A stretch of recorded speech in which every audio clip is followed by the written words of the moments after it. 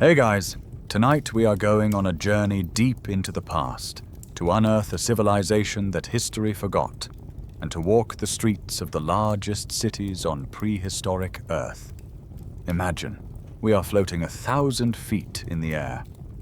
Below us, the landscape of modern-day Ukraine unfolds like a rumpled green and gold blanket. It's a quiet, rural scene, vast fields of wheat and sunflower, punctuated by small clusters of trees and the gentle curve of a river in the distance. It's beautiful, but seemingly empty of any grand history. But as your eyes adjust, you begin to see it. It's not obvious, but there, traced on the surface of a massive field, is a ghostly pattern. The crops grow just a little differently in this spot, their color subtly shifting to reveal the faint, sprawling outline of something enormous buried just beneath the soil. It's an immense swirling oval, kilometers across, a phantom city hiding in plain sight. Now let's narrow our focus. From this dizzying height, we zoom down, the world rushing up to meet us until we are hovering just above the wheat. You can now see that the giant oval is made of thousands of smaller, fainter rectangles, each one the footprint of a home. A home where a family lived, worked, and dreamed 6,000 years ago. This city, and the dozens of others like it, rose from the earth, flourished for centuries, housing tens of thousands of people in meticulously planned neighborhoods. They built a world of art, technology, and immense social cooperation, becoming masters of their fertile plains. And then, in one of the greatest mysteries of prehistory, they vanished, often after deliberately setting their magnificent cities ablaze. So who were these forgotten people? How did they manage to organize societies on a scale that shouldn't have been possible for their time? And why did they build these colossal settlements, only to burn them to the ground? Thanks to incredible new archaeological technologies, tonight we will peel back the soil and the centuries to walk these spectral streets together and find the answers. Frankly, if you were dropped here 6,000 years ago without a guide, you'd be less worried about the history and more concerned about the giant wild cattle called aurochs. They weren't friendly. So, before you get comfortable, take a moment to like the video and subscribe, but only if you genuinely enjoy what I do here. That small click sends a big signal to the algorithm. That long-form, serious educational content still matters. And to me, it's an incredibly meaningful show of support. Thank you so much for helping keep this channel going strong. It always fascinates me to see where you're all tuning in from. Let me know in the comments where you are in the world and what time it is for you. Now, dim the lights. Maybe turn on a fan for that soft background hum, and let's ease into tonight's journey together. Your phantom drone drifts silently over the fields near a place called Talianki. The scale is what first breaks your modern assumptions. This single settlement covers 450 hectares.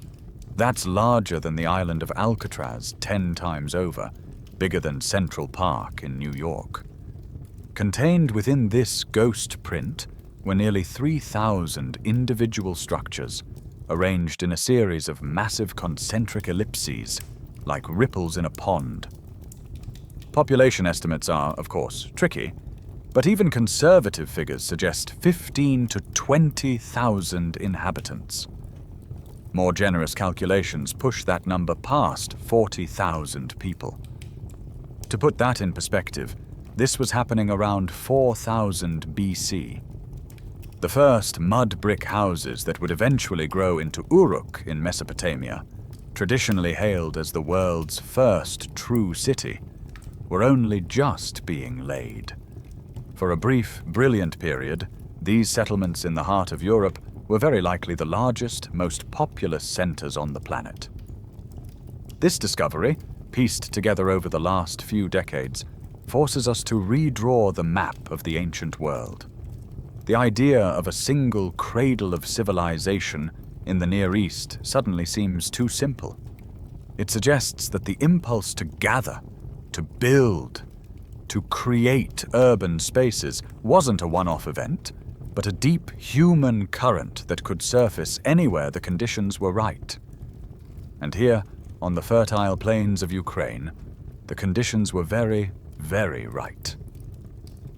The story of their rediscovery is a strange footnote of the Cold War. While American spy satellites were trying to peek at Soviet military installations, their aerial photography was inadvertently capturing these huge, anomalous patterns on the farmland below. It was only in the 1970s that archaeologists, armed with this new bird's-eye view, began to realize they weren't just looking at scattered villages, but at a network of colossal prehistoric population centers.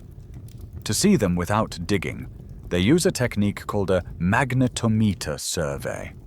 Essentially, they wheel a sophisticated sensor over the ground, and it detects tiny variations in the Earth's magnetic field. The scientific principle is that clay, when it's fired past a certain temperature, becomes weakly magnetized. So, the remains of thousands of clay house floors, hearths, and ovens, all fired 6 millennia ago, show up on the survey as a stunningly clear blueprint of the entire city. It's like having X-ray vision for the past. Even with this incredible technology, so many questions remain. Archaeologists are still locked in debate over whether to call these settlements proto-cities, mega-villages, or something else entirely, because they defy all the neat categories we've created for the ancient world. They are a beautiful, frustrating, and awe-inspiring anomaly. To truly understand the marvel of these cities, you have to mentally delete your own world and step into theirs. Let's wind the clock back. It's 4200 BC. The Great Pyramids of Giza are still more than 1,500 years in the future. The first stones of Stonehenge have not yet been raised, and much of Europe is a vast primeval forest, an ocean of oak, elm, and lime trees, far more extensive and imposing than anything that survives today. The climate is in a warm, stable phase, known as the Holocene climatic optimum, making the continent a little wetter, and the winters a little milder. This is the world many call Old Europe, a time before the migrations from the steppes would change its language and culture forever.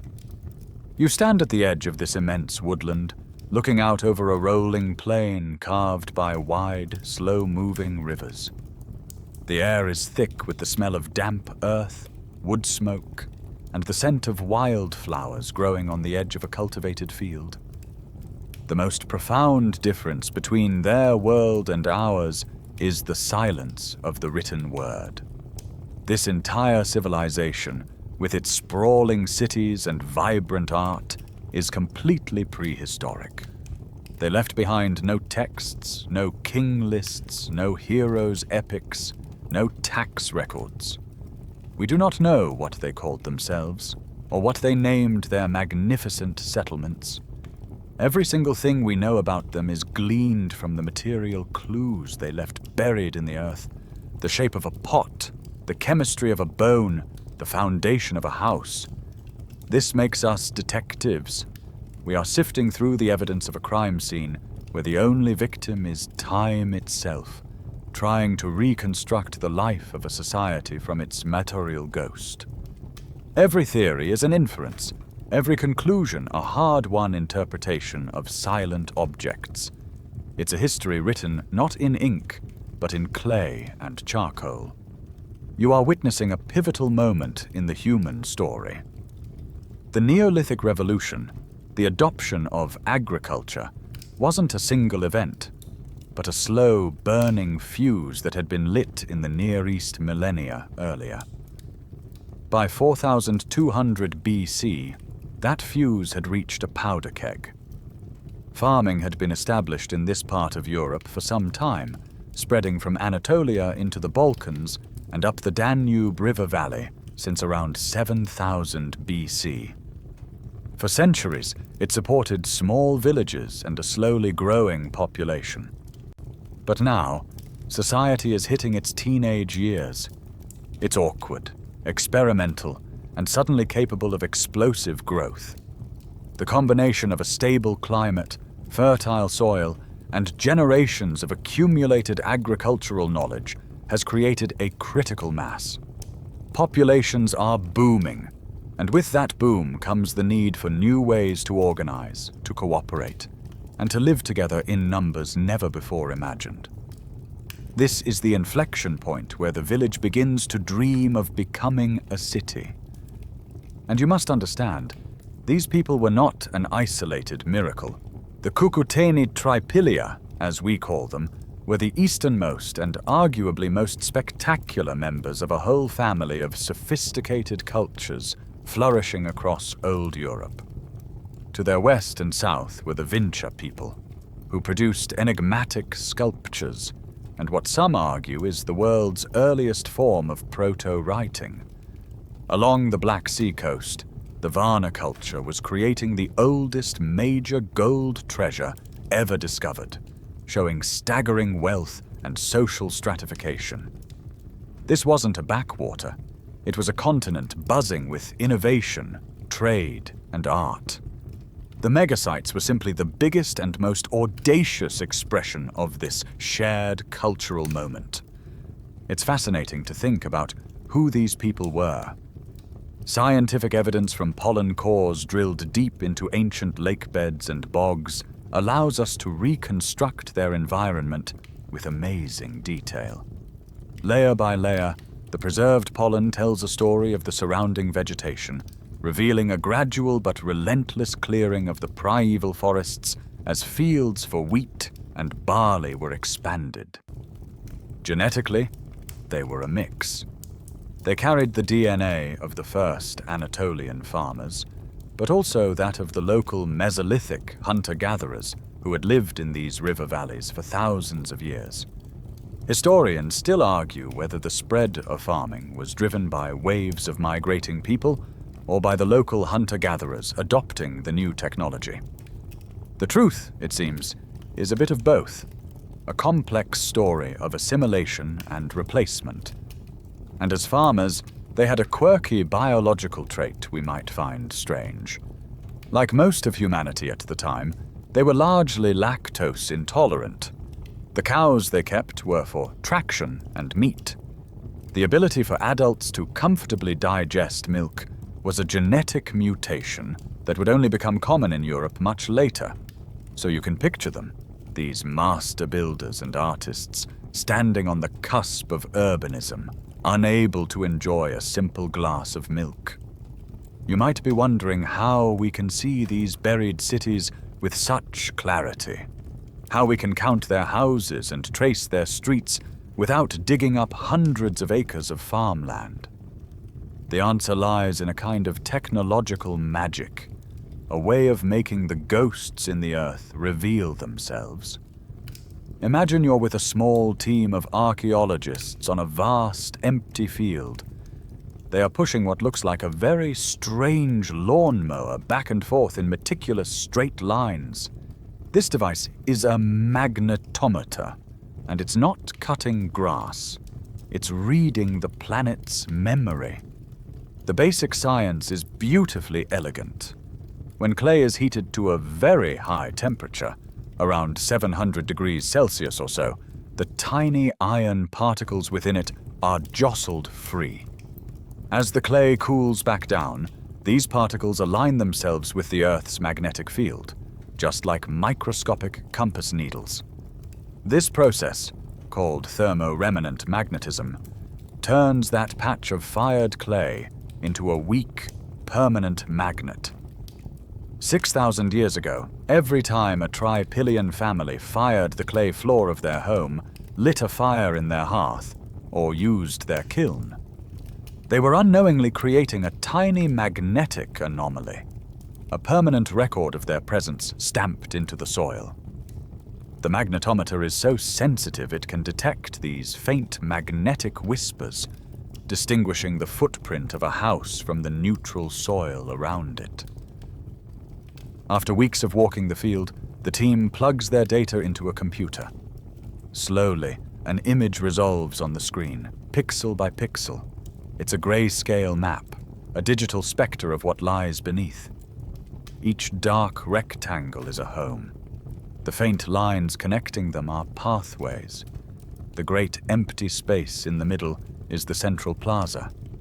It's a moment of pure discovery, seeing a city that has been blind to the sky for millennia suddenly rendered visible. This map then becomes the guide for the next, much more painstaking phase. You can't possibly excavate a whole city, so you perform what is essentially keyhole surgery on the past. You choose a few promising dark rectangles on your digital map and carefully open up small trenches, sinking squares of cleanly cut turf into the world of 6,000 years ago. As the archaeologists trowel away the layers of soil, more subtle clues emerge. Even the wood that formed the houses, long since rotted into nothing, has left its signature. Where a sturdy timber post once stood, there is now a dark, circular stain in the lighter soil. This is a post hole, the shadow of a vanished object, created as the decaying wood slowly enriched the earth around it. By mapping the pattern of these post holes, you can reconstruct the exact blueprint of the building's frame. It's slow, patient work. You are connecting the dots left by a long-gone architect. Of course, knowing what was there is only half the battle. You also need to know when. This is where another piece of scientific wizardry comes in: radiocarbon dating. All living things, from trees to people to the grains of wheat they grew, absorb a tiny amount of a radioactive isotope of a carbon-14, from the atmosphere. When the organism dies, it stops absorbing, and the carbon-14 it has accumulated begins to decay at a very precise, predictable rate.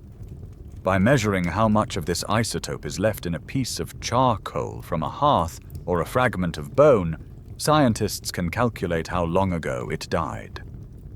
This technique, first developed by Willard Libby in the 1940s, for which he quite rightly won the Nobel Prize, is the master clock of prehistory. It's what allows us to say with confidence that these cities rose and fell in the centuries around 4000 BC.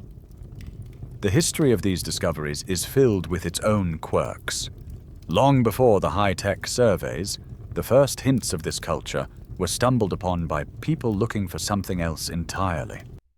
In the late 19th century, a Czech-born archaeologist named Vikenty Kavoyka was digging in Ukraine, hoping to find relics from the Ice Age, the camps of mammoth hunters. Instead, his spade kept turning up bizarre, beautifully painted pottery and the clay floors of these mysterious burned houses. He was the first to realize he had found a lost agricultural civilization, though he could never have guessed at its true scale. And even today, with all our technology, fierce debates continue. Archaeologists constantly debate the accuracy of population estimates, wrestling with factors like household size and whether all the thousands of mapped houses were actually occupied at the same time.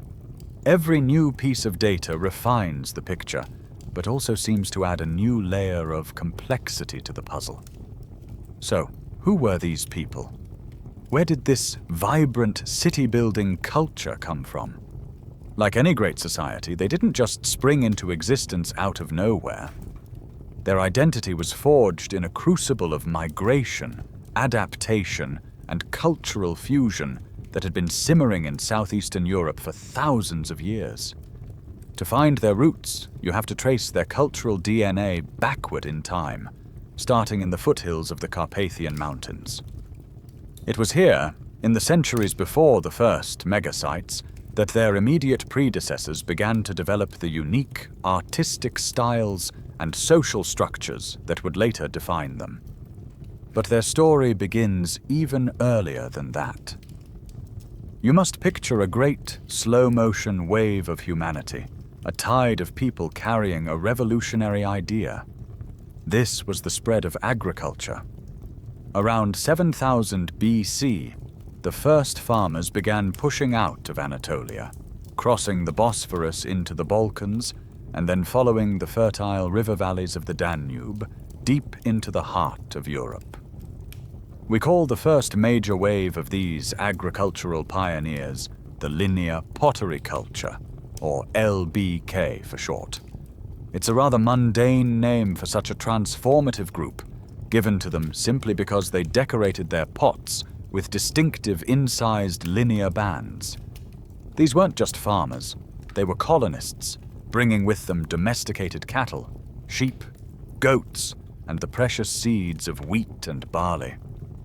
They also brought a new way of life, settling in one place and building enormous timber longhouses, some up to 45 meters long, that could shelter an entire extended family and their livestock. For millennia, these Danubian farmers were the frontier, slowly and steadily transforming the European wilderness. The lands of what is now Ukraine and Moldova were the edge of that frontier. This was a dynamic and ancient zone of contact. For thousands of years, these river valleys had been home to successful Mesolithic hunter-gatherer populations, people whose entire way of life was tuned to the rhythms of the seasons, the migration of game, and the bounty of the rivers. When the LBK farmers and their descendants arrived from the west, they encountered these indigenous foragers. This meeting of two worlds, the settled farmer and the mobile hunter, was the critical spark. It wasn't a simple case of one group replacing the other. Instead, it was a complex process of interaction that unfolded over many generations. From this meeting, a new synthesis was born. The nascent Trypillian culture emerged as a unique hybrid. They embraced the agricultural package of the Danubian farmers. The crops, the livestock, the settled village life. But they also seem to have absorbed the deep local knowledge of the foragers, their intimate understanding of the region's wild resources, its flint deposits, its animal herds.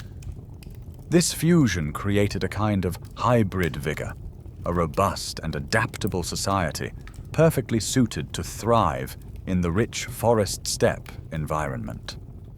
It's this unique heritage that perhaps explains their later success. They had the stability of the farmer and the resourcefulness of the forager. You can even see this duality in their art.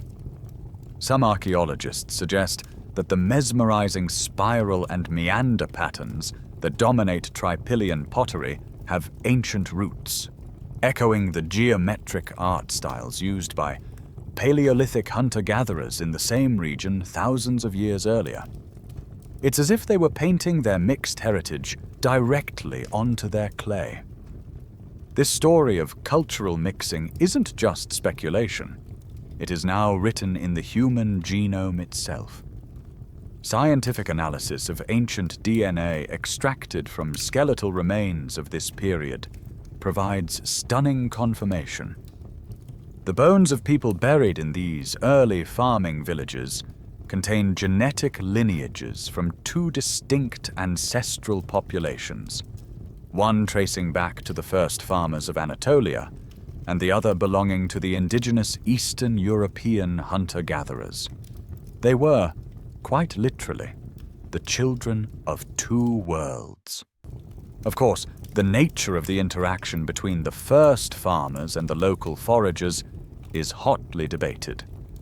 Was it a story of peaceful coexistence and intermarriage, a gradual blending of populations?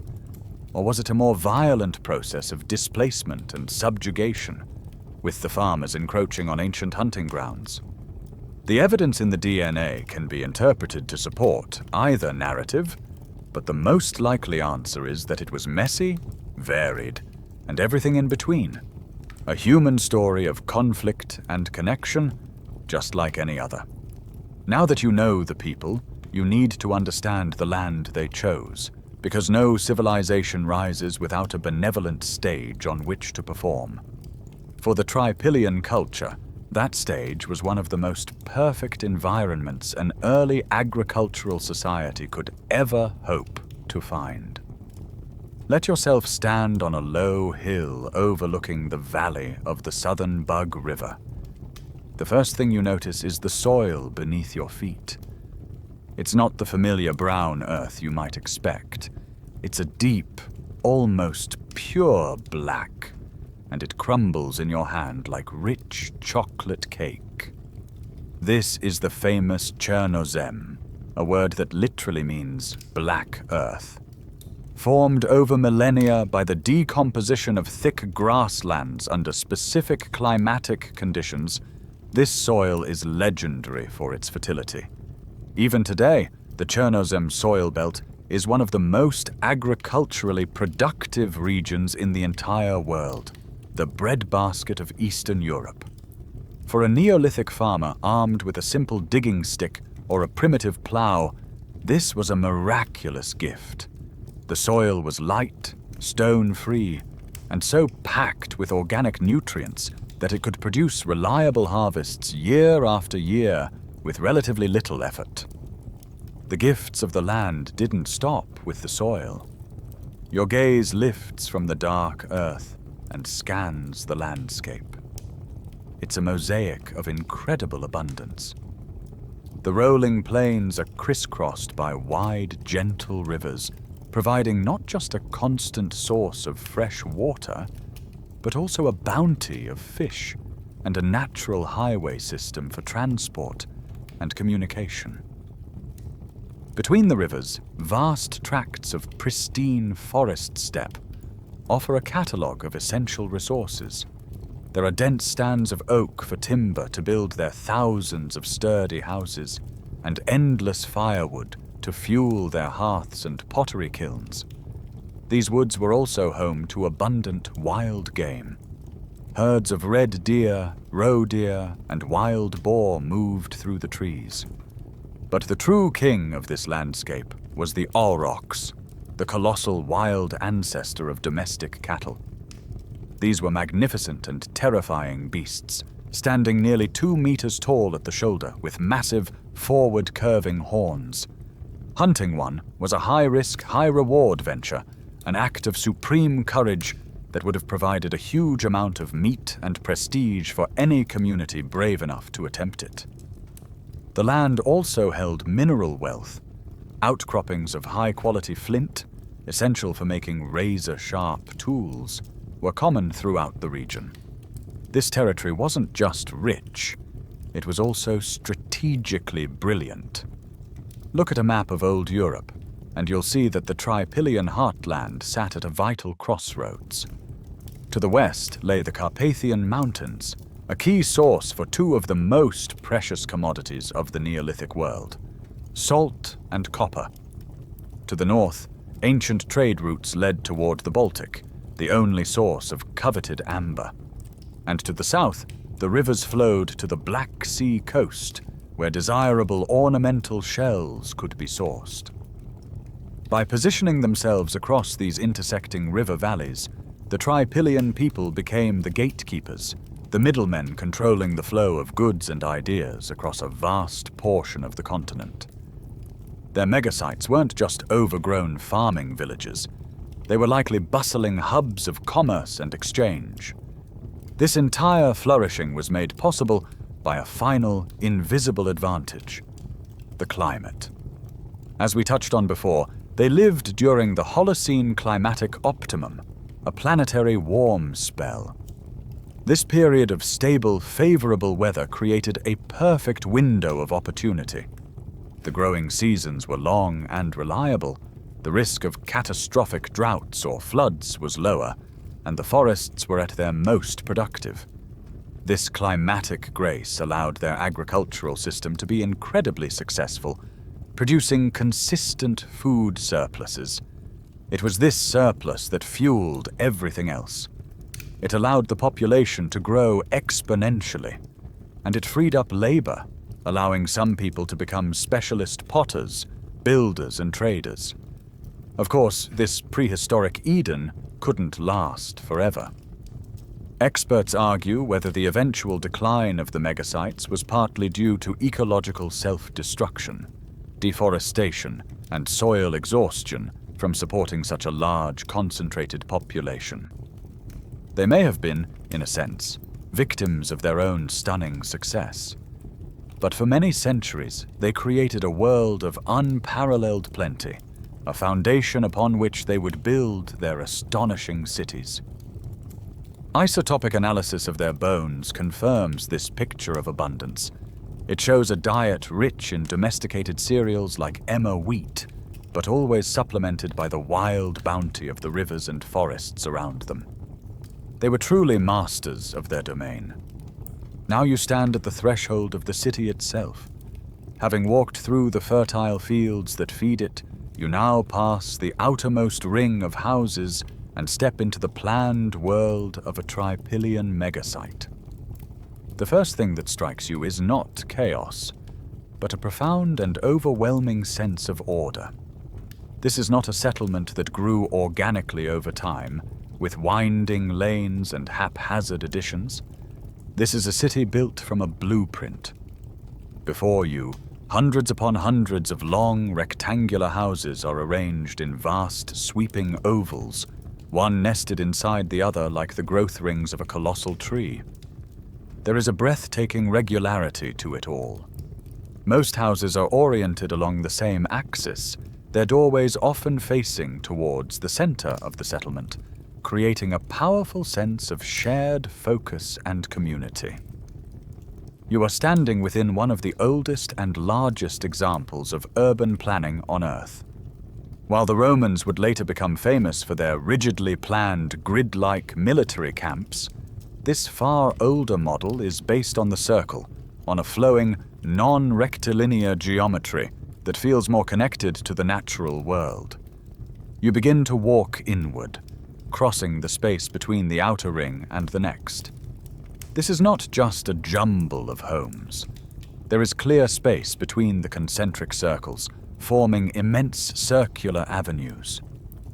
As you walk along one of these avenues, the sheer human density is palpable.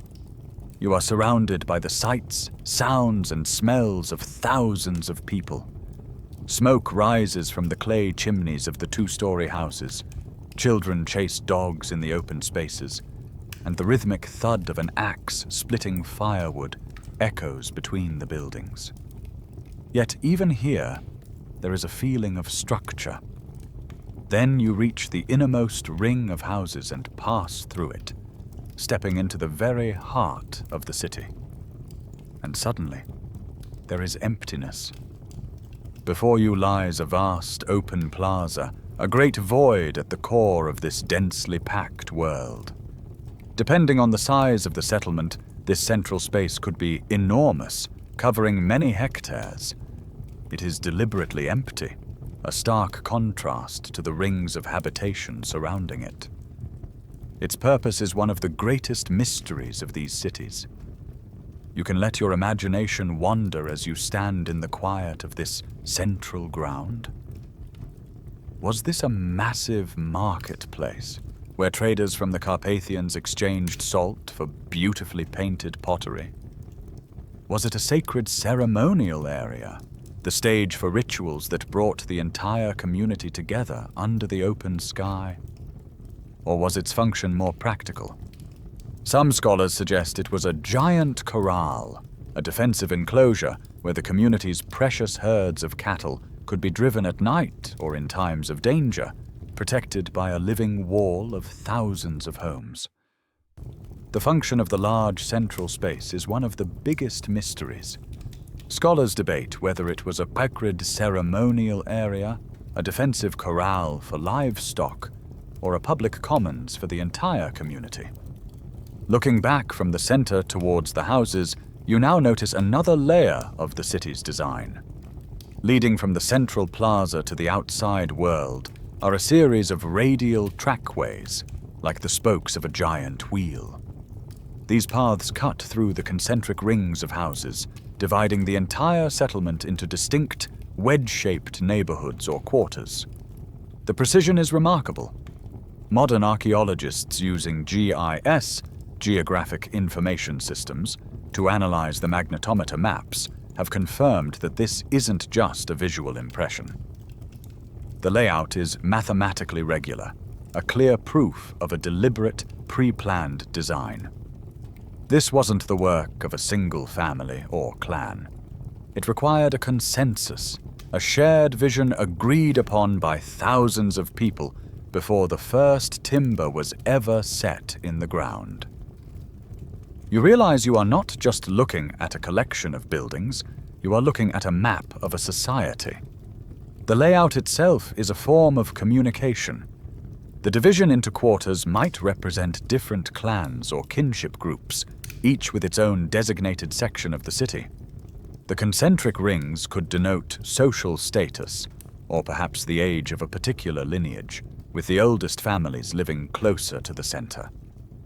This concentric design is a curiously persistent idea in human settlement, a pattern that reappears in different cultures across the world, from the ringed-off villages of early Germanic peoples to the circular plans of some traditional African communities. It seems to speak to a deep-seated human desire for a community that is both unified and ordered, facing inward toward a common center while still maintaining a clear structure. This city is their social contract, written on the earth itself. You now leave the grand, sweeping avenues of the city plan and approach a single home, the fundamental building block of this entire society. From the outside, it is an impressive structure, far larger and more sophisticated than the simple mud huts you might associate with the Stone Age. It is a long, rectangular building, perhaps 15 meters long and 7 meters wide, with a high, steeply pitched roof, likely made of thatched reeds or straw to shed the heavy rains. But its true genius lies in its walls. This is a masterpiece of a technique known as wattle and daub, an ancient and effective construction method used all over the world, from Europe to the Americas. First, a sturdy frame of thick oak timbers is erected, a skeleton of posts and beams. Between these main posts, a dense lattice of flexible branches, like hazel or willow, is woven horizontally. This is the wattle. Then comes the daub, a thick, sticky plaster made from a mixture of clay, sand, straw, and animal dung. You can imagine the whole community participating in this part, packing the daub by hand onto both sides of the wattle wall until it is thick, solid, and incredibly well insulated. The finished surface is smoothed with wet hands, leaving a clean, almost sculpted appearance. You step through the doorway into the cool, dim interior. The air is thick with the scent of wood smoke, clay, and drying herbs. Most of these houses were two-story structures. The ground floor you are standing on is a hive of activity. Its floor is made of hard-packed clay, fired in place to create a durable, cleanable surface. This is the workshop, the kitchen, the industrial heart of the home. Against one wall stands a large, domed clay oven, still radiating a gentle warmth from the morning's baking. Near it is a hearth for heating and cooking. In one corner, you see a collection of heavy clay weights lying on the floor. These are loom weights, evidence of a weaving station where the family would produce its own textiles from flax or wool. Large, beautifully decorated pottery vessels line the walls, some for storing water, others holding grain, and a few perhaps filled with beer, already a popular drink in the Neolithic world. A sturdy wooden ladder leads to the upper floor. As you climb, you emerge into a warmer, cleaner, and more private space. This was the primary living area, the place for sleeping and socializing, away from the dirt and bustle of the ground floor. The floor here is made of massive split logs, overlaid with more fired clay, and perhaps covered with woven reed mats or animal furs for comfort. Light filters in through small windows, which might have been covered with stretched animal skins to keep out the drafts. A major debate among archaeologists surrounds the exact function of this second story. Was it simply a living space, or was it also, and perhaps primarily, used for storing the family's vital supply of grain and other foods, keeping them dry, ventilated, and safe from rodents and other pests? The answer is likely both. It was the family's pantry and its sanctuary. This was not a drab or primitive existence. As your eyes adjust to the light, you notice that the smooth clay walls are not plain. They have been coated with a fine lime plaster and then painted with pigments made from ground-up minerals. Swirling patterns in red and yellow ochre mimic the dynamic. Flowing designs you see on their pottery, turning the entire room into a cohesive work of art. The house wasn't just a machine for living, it was an expression of identity and belief.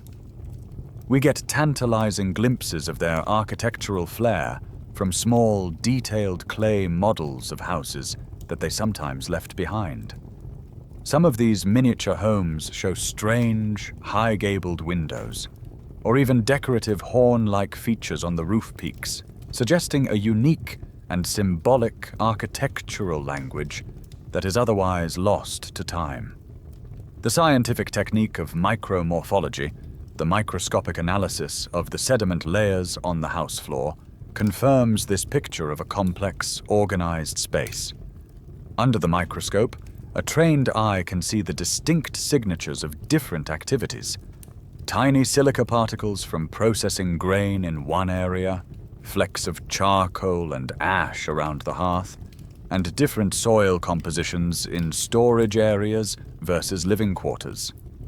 This allows archaeologists to map the invisible flow of daily life within a home that has been empty for 6,000 years. You are still inside the warm, painted room of the Trypillian house. Your gaze now settles on the objects that populate the space. Everywhere you look, there is pottery. Huge storage jars stand in the corners. Elegant painted bowls are arrayed on a clay platform, and small, delicate cups sit near the hearth. For these people, clay was the raw material of civilization, and pottery was far more than just a collection of household containers. It was their premier technology, their highest form of artistic expression, and a vibrant symbol of their cultural identity. For archaeologists, pottery is one of the most vital clues to the past. It's durable and survives for millennia, and its styles change over time, allowing us to build detailed timelines of cultural development. The story of the Trypillian people is, in many ways, written on the curved surfaces of their pots. You can trace their entire history in the evolution of their ceramics. Their earliest work was simple but well-made, undecorated pots for cooking and storage. But as their society grew in complexity, so did their craft. They began to experiment with form and decoration, eventually creating some of the most spectacular pottery of the ancient world. At their peak, their master potters were producing incredibly fine, thin-walled vessels that are a marvel of technical skill. Imagine picking one up. It's surprisingly light. The surface is burnished to a smooth, almost glossy finish, and it is covered in a mesmerizing, multicolored dance of spirals, waves, and complex geometric patterns. This wasn't just a craft. It was a calling. This artistic explosion was made possible by a critical technological leap: the mastery of the kiln. Early pottery is fired in an open bonfire, a process that is difficult to control and results in uneven temperatures. But the Trypillian people developed and perfected the updraft kiln. This was a permanent structure, often built as a two-chambered dome of clay. The fire was lit in a lower chamber, and the hot air was drawn upwards through vents into a sealed upper chamber, where the pots were stacked. This simple-sounding design was revolutionary. It allowed them to achieve and sustain much higher temperatures, often reaching 900 degrees Celsius. It also gave them precise control over the firing atmosphere. By adjusting the airflow, they could create an oxygen-rich environment for bright reds and yellows, or an oxygen-starved, smoky one for deep, lustrous blacks. This control is what turned their pottery from simple earthenware into high-tech ceramics. Their color palette was a triumph of Stone Age chemistry. The pigments were all derived from the earth around them. They used iron-rich ochre clays to produce a range of vibrant reds, yellows, and browns. For black, they used manganese oxides, a mineral they would grind into a fine powder.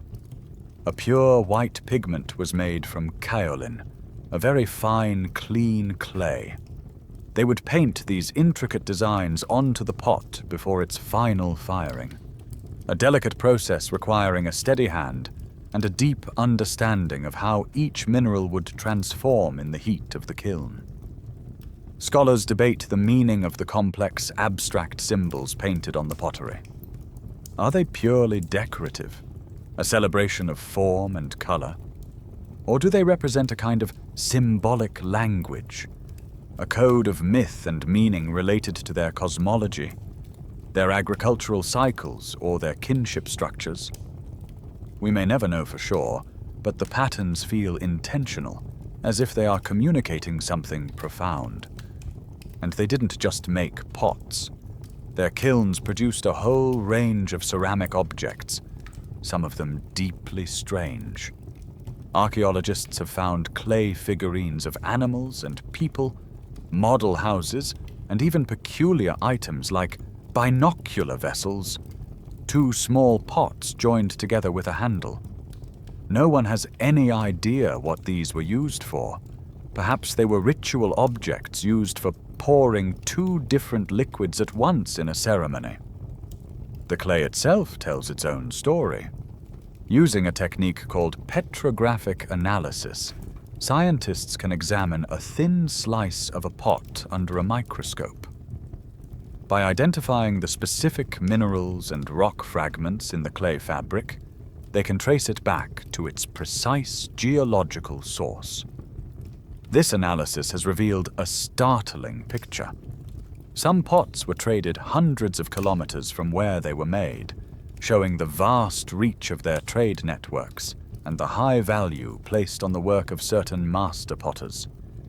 Your attention now shifts from the hard, permanent gleam of fired clay to something much softer and far more fleeting. Remember those heavy clay weights you saw lying on the floor of the house, in the corner designated as a workshop? They are the surviving bones of a technology that is almost entirely invisible to archaeology, the world of textiles. We are often so focused on durable artifacts like pots and stone tools that we forget about the vast material world of fiber that once surrounded these people. Thread, cloth, and weaving were not trivial crafts. They were a foundational technology, every bit as critical as farming or pottery. Textiles provided their clothing against the cold winters and the summer sun. They were used for bedding, for sacks and bags to carry grain, for ropes, for fishing nets, and perhaps even for the sails of simple rivercraft. The web of woven fiber was the very fabric of their daily lives. Let's trace a single thread from its origin. Most of their cloth would have been linen, made from the fibrous stems of the flax plant.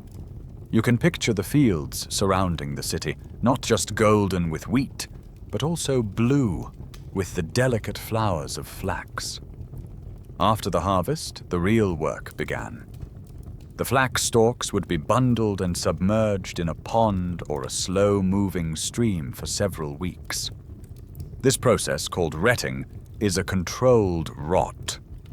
Bacteria in the water break down the pectin that glues the woody part of the stem to the precious bast fibers within.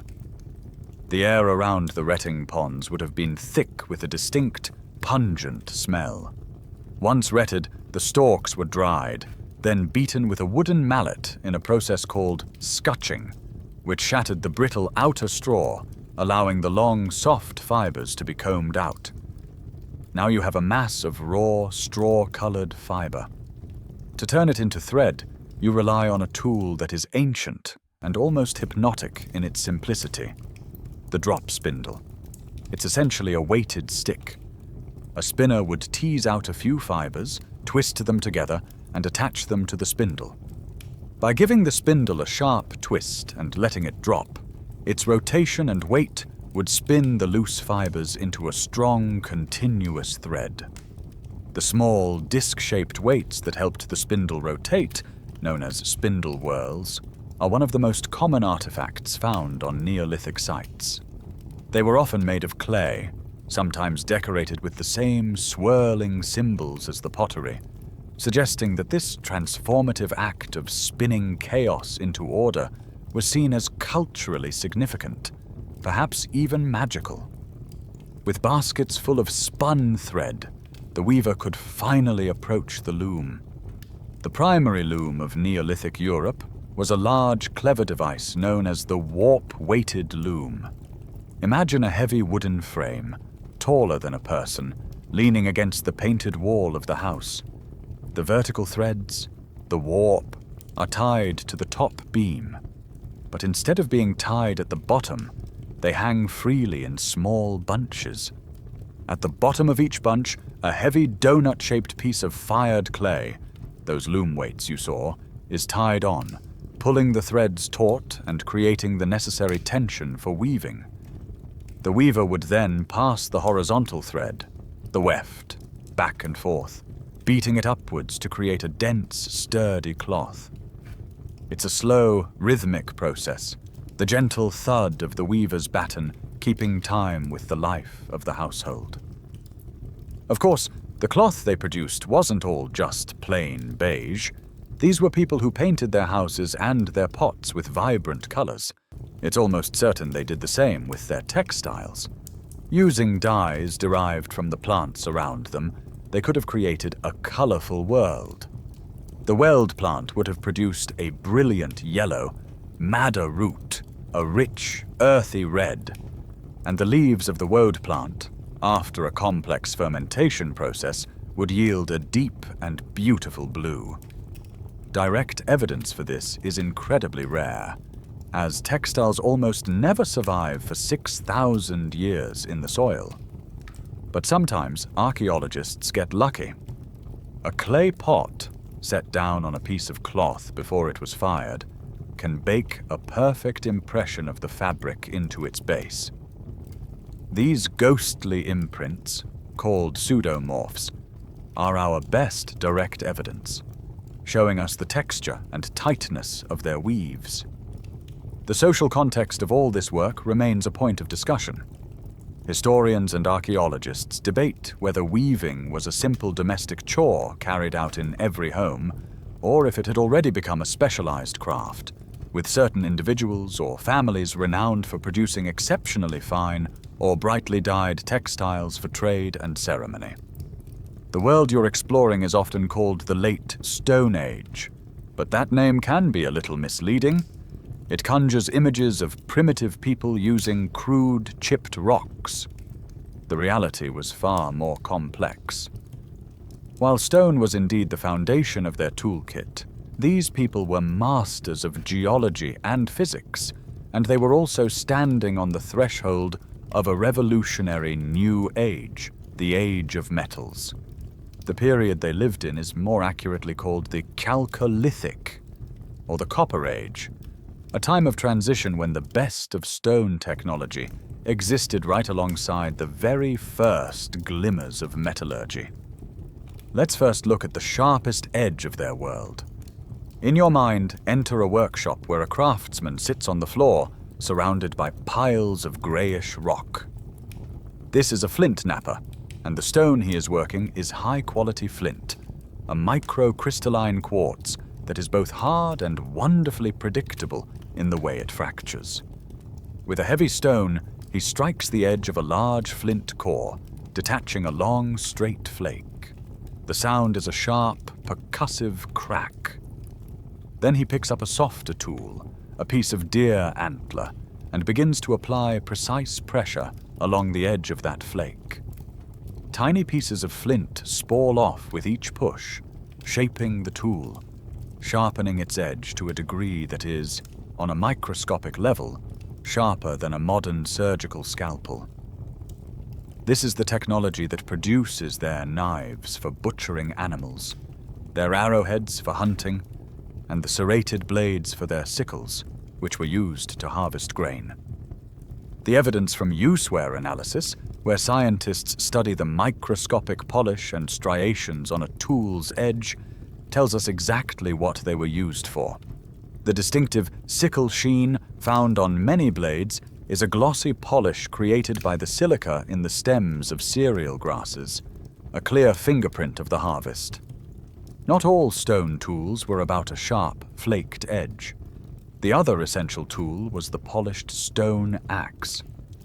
This was the engine of their civilization, the instrument that cleared the vast primeval forests for their fields and chopped the thousands of oak timbers needed for their houses. Making one was a testament to patience.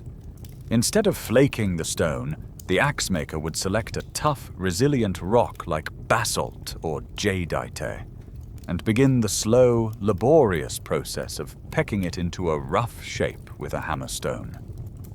Then, for hours, days, even weeks, they would grind it against a slab of sandstone with water and sand, slowly smoothing the surface and creating a strong, durable cutting edge.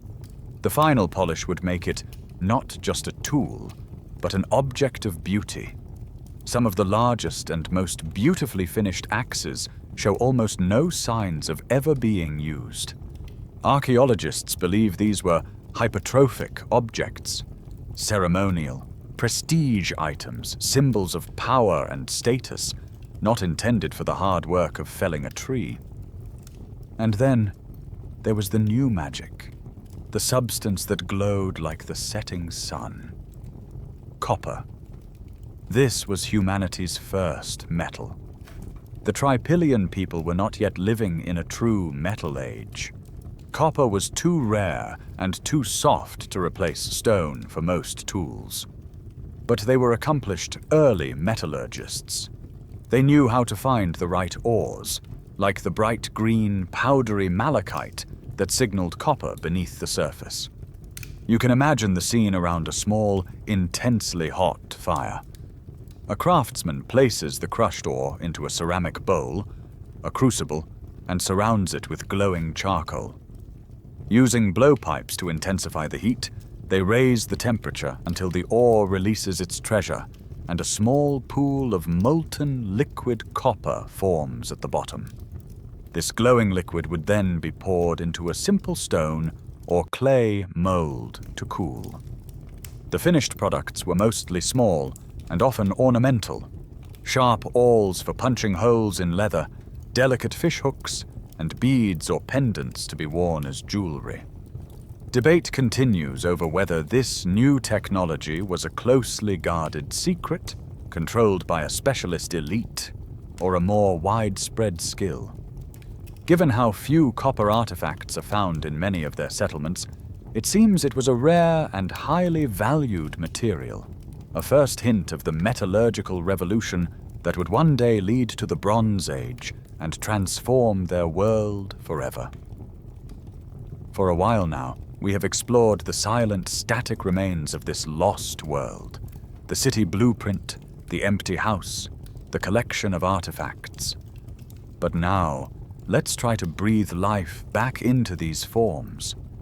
Let's spend one single hypothetical day in a megasite and feel the rhythm of its existence.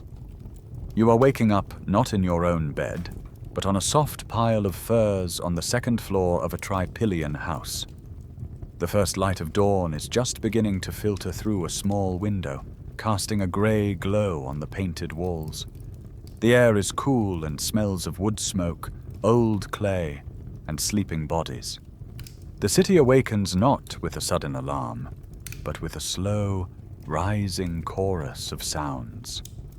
The first sound you hear is the low, mournful call of a cow from the ground floor below, eager to be milked. Soon after, you hear the distant crowing of a rooster, then another, and another, until a wave of calls ripples across the settlement. You can hear the soft scrape of a wooden ladder as your neighbors descend to the ground floor. Then comes the gentle, rhythmic clinking of pottery as someone begins to prepare for the day. From outside, the soundscape slowly builds, the murmur of the first voices carrying on the still morning air, the bleating of sheep, the sharp bark of a dog, and the soft, rhythmic grinding of stone on stone as the first households begin to make their daily flour. You climb down the ladder into the semi-darkness of the ground floor. The embers in the central hearth are still glowing. A family member, perhaps a grandmother, coaxes them back to life, adding small twigs and then larger pieces of wood until a cheerful fire is crackling, pushing back the gloom. Your first chore is to fetch water. You pick up 2 clay jars and step out into the cool dawn. The circular avenue between the rings of houses is already dotted with people, moving with the quiet purpose of the early morning. You join a small procession of others heading towards a nearby spring or the riverbank, a daily ritual of supply and a moment for quiet social exchange. Back in the house, the day's first meal is being prepared. It's a simple but sustaining affair. On a hot stone next to the hearth, a woman is cooking small, flat loaves of bread from a coarse flour made of emmer wheat, one of the first and most important domesticated cereals. The smell of baking bread fills the house, a scent as old as civilization itself. Alongside the bread, there is a bowl of something white and soft. These people were expert herders, and analysis of the fatty residues trapped inside the pores of their pottery confirms they were processing milk. While they couldn't drink it fresh, they knew how to make a form of simple cheese or yogurt. It's a discovery they likely made by accident, by storing milk in a container made from an animal's stomach, where the natural enzyme rennet would have caused the milk to curdle, separating the solid curds from the liquid whey.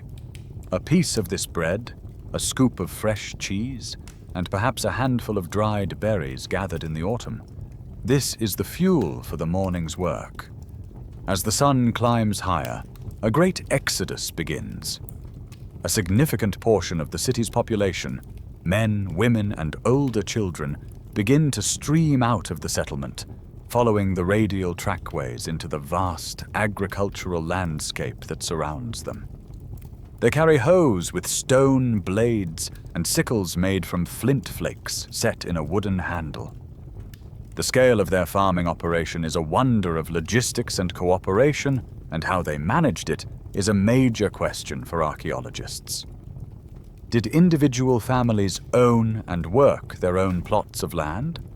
Or was the land held and farmed communally, with large work parties from each clan or neighborhood heading out to the fields together? Watching the hundreds, even thousands of people fanning out from the city gates into the green and gold fields, you get a powerful sense of a society that has mastered the art of large-scale, collective action. It is the foundation of their entire existence. As the sun climbs towards its zenith, the city settles into a new rhythm. With a large part of its population out in the fields, the great avenues feel more spacious, but the settlement is far from quiet. This is the time when the workshops hum with activity, the hours when the specialist craftspeople, who are the technological engine of this society, are hard at work. The air, no longer filled with the bustle of the morning exodus, now carries the distinct sounds of creation. The rhythmic tapping of a hammerstone, the scrape of clay on clay, the steady hum of 100 different tasks. You wander into a neighborhood that seems to be a hub for ceramics. In the open space in front of a large house, a potter is at work. He sits on a low stool before a small, manually rotated turntable, a simple device called a tournet. This isn't the fast, spinning potter's wheel that would be invented later. It's a simple pivot that allows him to turn the vessel slowly and evenly as he works. Before him is a massive lump of clay, carefully prepared over days. It has been levigated, mixed with water, and allowed to settle so the purest, finest particles can be skimmed off, and then kneaded with a temper of fine sand or crushed shells to prevent it from cracking during firing. With focused, practiced hands, he uses the coil method, adding long ropes of clay, one on top of the other, pinching and smoothing them together to build the high walls of a magnificent storage jar. His hands are caked in grey mud, but his movements are economical and precise. A dance of skill passed down through generations.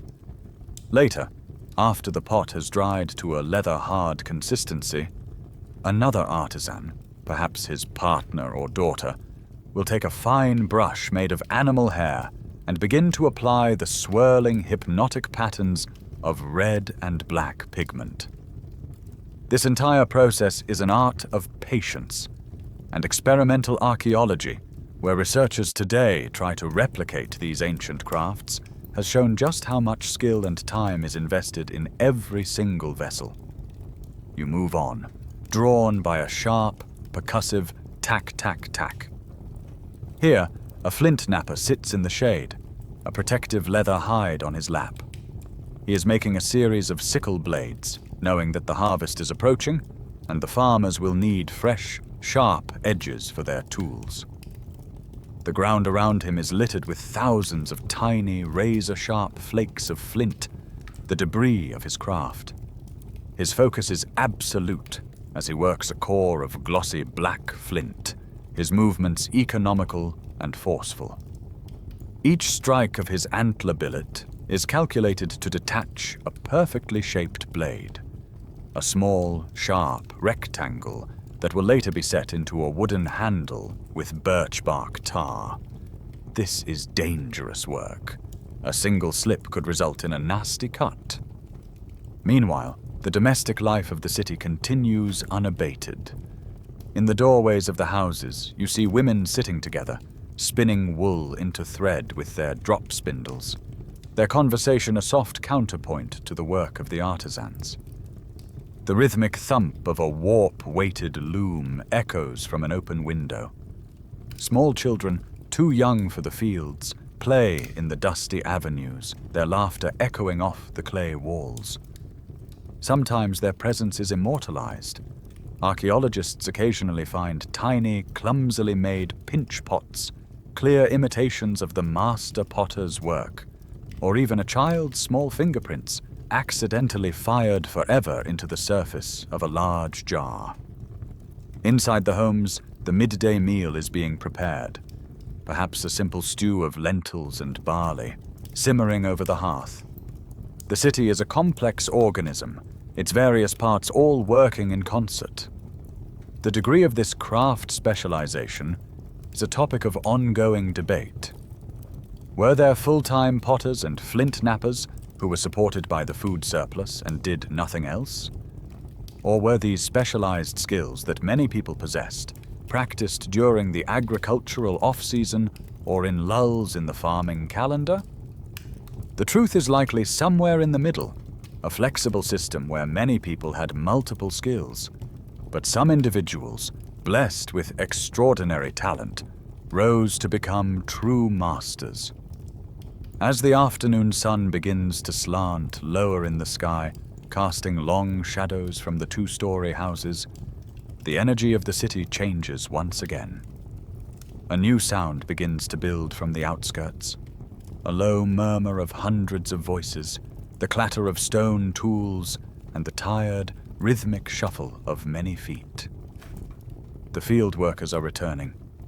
You watch from the edge of the settlement as they stream back in through the gaps in the outer ring of houses, no longer in a single, purposeful exodus, but in smaller, chattering groups. Their faces are streaked with sweat and dust, their bodies weary from a long day of stooping and digging under the sun, but the mood is one of accomplishment and reunion. The city, which had felt half empty and focused on intricate crafts during the day, now swells with returning life, refilling with its full population. The work is not yet over. The day's harvest, whether it's sheaves of golden wheat, baskets of lentils, or armfuls of leafy greens, must be processed. In the open spaces before the houses, families lay down woven mats and begin threshing the grain, beating the stalks to release the precious kernels. The air fills with a fine chaff and the rhythmic whomp of the flails. Other members of the family begin sorting produce, cleaning vegetables, and carrying everything into the cool, dark storage areas on the ground floor of the houses. This is a critical moment, securing the food that will sustain them through the coming seasons. At the same time, the animal herders are bringing the livestock back towards the settlement. The lowing of cattle and the bleating of sheep fill the air. These were multi-purpose animals, smaller than their modern descendants, valued for everything they could provide. They were a source of meat, but also of milk, hides for leather, and horn for tools. Faunal analysis, the detailed study of the animal bones left behind, gives us a clear picture of how they managed their herds. The specific age and sex ratios of the bones reveal their strategies. A large number of older female cattle, for example, points to a society heavily invested in dairy production. You watch as the cattle are herded towards the great central plaza, which may have served as a massive communal corral for the night, keeping them safe from predators like wolves. The dogs of the settlement are in their element now, darting back and forth, nipping at the heels of a straying sheep, their barks adding to the evening chorus. These dogs, descended from the wolves of the surrounding forests, were essential partners in the Neolithic world, acting as guards for the settlement, companions on the hunt, and invaluable assistants in managing the herds. As the animals are settled, the evening milking begins, a task likely shared among the women and older children. The warm, frothy milk is collected in wide-mouthed ceramic bowls, ready to be gently heated over the fire to begin its transformation into the cheese and yogurt that are staples of their diet. This period of the late afternoon, with the hardest labor of the day complete, is also the primary time for social and political life. Neighbors who were separated all day now gather in front of their homes, sharing news, trading gossip, and reinforcing the social bonds that hold this massive community together. Minor disputes can be mediated, and plans for the next day can be made. Perhaps in the great central plaza, a group of elders, the heads of the various clans that occupy the different wedges of the city, have gathered. How the complex decisions of a city of 20,000 people were made is a huge unknown. Was there a formal council of elders, a representative from each quarter, who met to debate and decide on behalf of the whole community? Or was their political life more informal and fluid, built on achieving a general consensus through endless conversation and negotiation? Standing here amidst the sounds of a city winding down its workday, you sense a deep, complex social machinery at play. One built not on written laws, but on kinship, custom, and the shared understanding of what it takes to survive and thrive together. The sun has now dipped below the horizon, and a profound change comes over the city.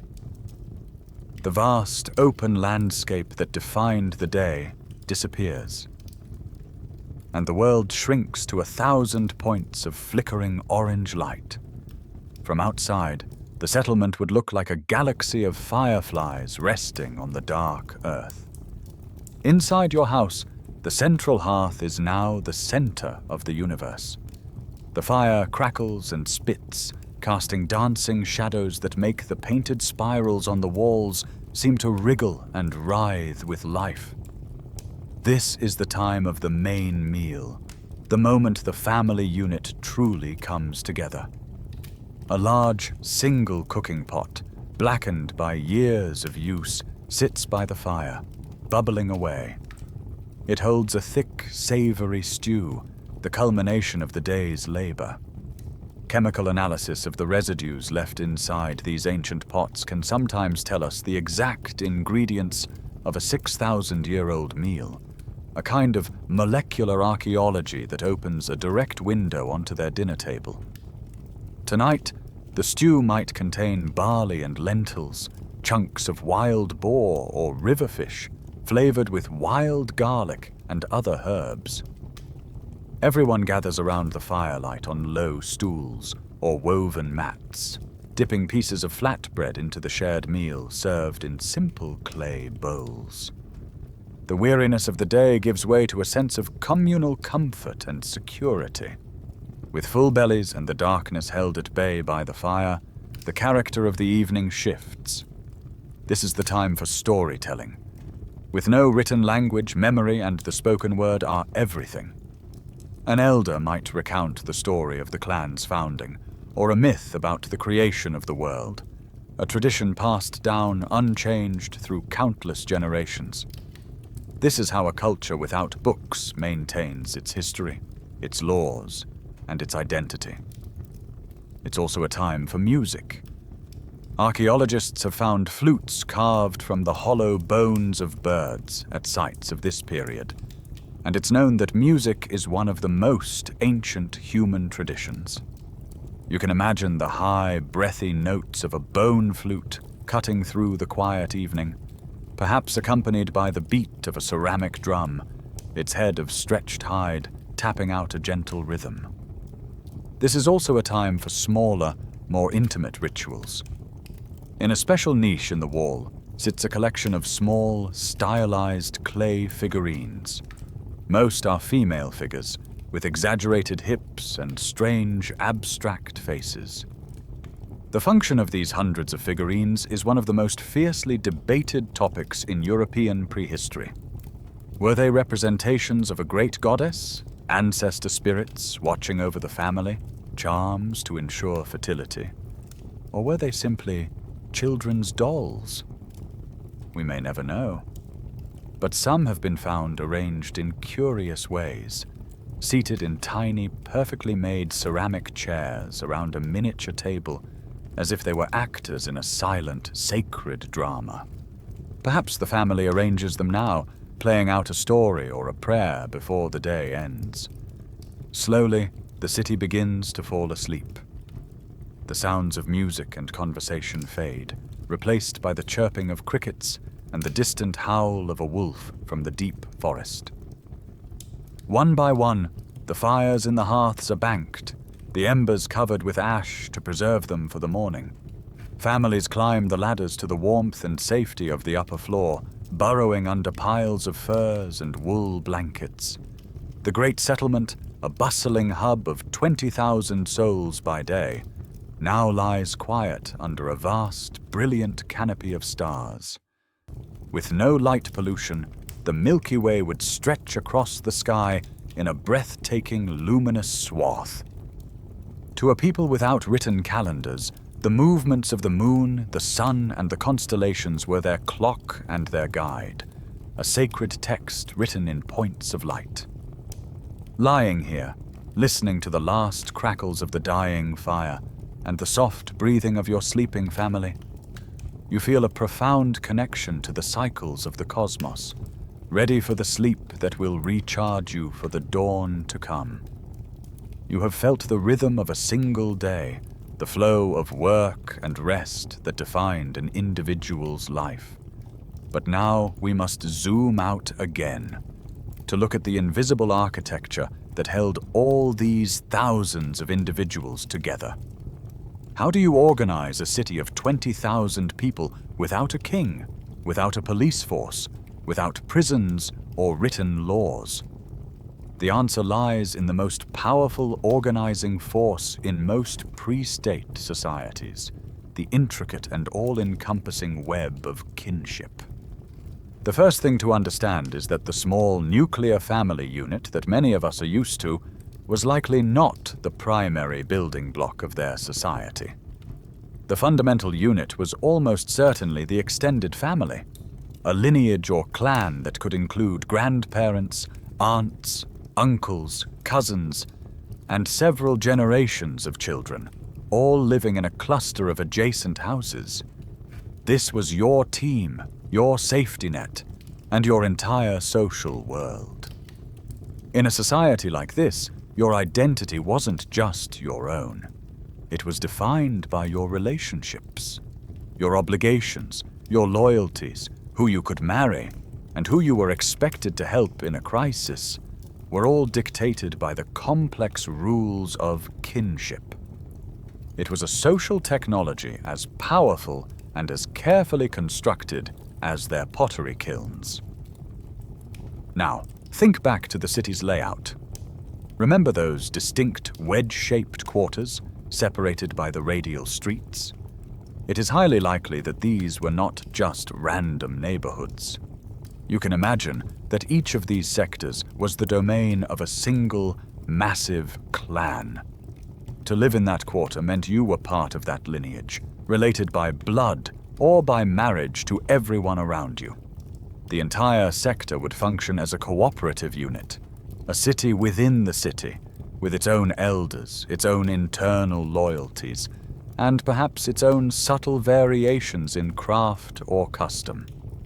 This would be the group you would farm with, the group you would celebrate with, and the group that would defend you if a dispute arose with another clan from across the central plaza.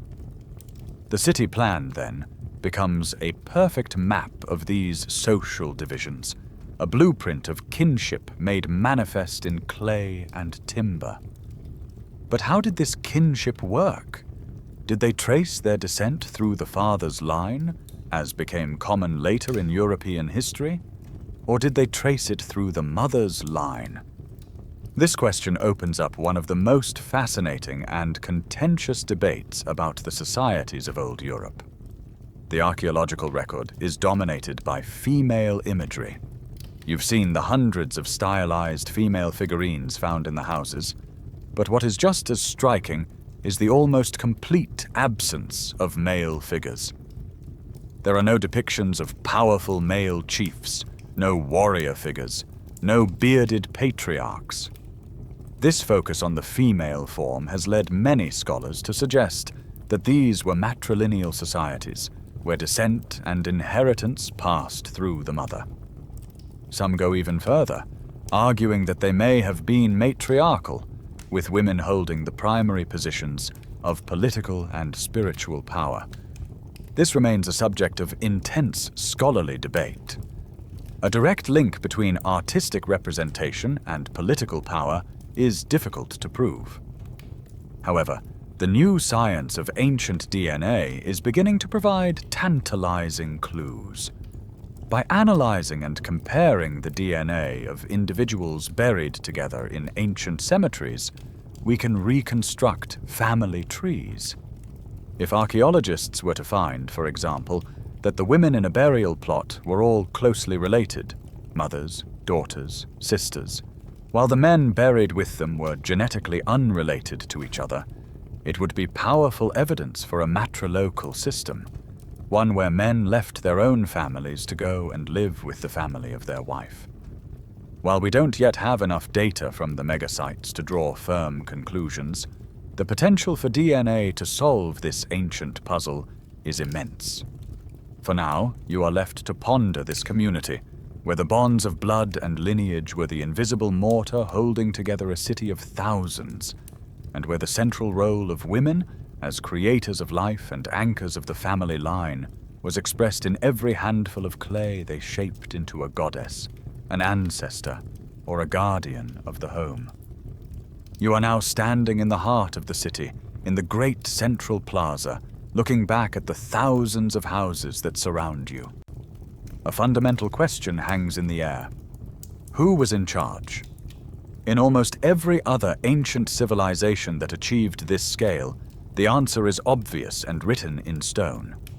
In Egypt, you find the colossal pyramids of the pharaohs. In Mesopotamia, the sprawling palace complexes of the kings. In ancient China, the lavish tombs of emperors filled with treasure. These societies loudly proclaimed their hierarchies. But here, in this vast city of the Trypillian people, you see a stunning and profound silence on the matter. There are no palaces. There are no grand temples that dwarf the surrounding homes. Archaeologists have found no royal tombs, no single individual buried with an ostentatious display of wealth that sets them apart from everyone else. There are no monuments carved with the images of powerful rulers. This striking lack of evidence for a ruling class is the basis for the most beautiful and radical interpretation of these cities, that they were, to a remarkable degree, egalitarian. This model envisions a society organized not from the top down, but from the bottom up. Power was decentralized, and decisions were made collectively. You can imagine the council of elders we spoke of, representatives from each of the great clans, meeting here in this central plaza to debate and reach a consensus on the issues that affected the whole community. When to plant the crops, how to defend the city, how to organize a religious festival. In this view, the houses themselves are the strongest evidence. They are all remarkably similar in size and construction, suggesting that wealth and status were distributed relatively evenly. It paints a picture of a prehistoric dream, a city of equals. But as you look closer, the picture becomes a little more complex. Egalitarian does not necessarily mean that everyone was identical in status. Even in societies without kings, power and influence exist. It might be based not on inherited wealth, but on earned prestige, on an individual's wisdom, their skill as a potter or a hunter, their charisma, or their perceived connection to the spiritual world. So you begin to look for more subtle signs of hierarchy. Are some houses, even if they are the same basic design, located in more prominent positions, perhaps closer to the central plaza? Do some homes contain a higher concentration of prestige goods, things like exceptionally well-made painted pottery or the rare and valuable copper ornaments? The answer is a tentative yes. There are subtle variations that hint at a social ladder, even if it wasn't a very tall one. The most compelling evidence for some kind of hierarchy comes from a handful of unusual buildings. In most of the city's quarters, among the hundreds of standard-sized family homes, there is often one structure that is significantly larger. Sometimes called assembly houses, the purpose of these buildings is central to the entire debate. If you interpret them as the residences of clan chieftains, then the egalitarian model begins to crumble. They could be the homes of an emerging elite, families who had managed to accumulate more wealth and influence than their neighbors. The feasting and ceremonies that built social power might have taken place within these larger structures. It is even possible that status was maintained not by hoarding wealth, but by giving it away. Some societies practice a system known as a potlatch, where a leader demonstrates their power by hosting extravagant feasts and giving away valuable gifts. This creates networks of obligation and prestige, but leaves very few archaeological traces, aside from perhaps a larger house with evidence of feasting. The alternative interpretation is that these were not private homes at all, but communal buildings. They could have been temples for the clan, workshops for specialized crafts, or meeting halls where the clan's internal decisions were made. The evidence is ambiguous. Scientific analysis of the residues inside pottery from these larger buildings can offer clues. If they consistently contain traces of more luxurious foods or larger-scale food preparation than the surrounding houses, it points to their special function as either a chief's hall or a ceremonial center. Ultimately, the question of Trypillian social structure remains unresolved. Were they a truly egalitarian society on a scale never seen before or since? Or were they a nascent chiefdom, a society taking its first tentative steps towards the inequality and centralization of power that would define almost every other city in human history?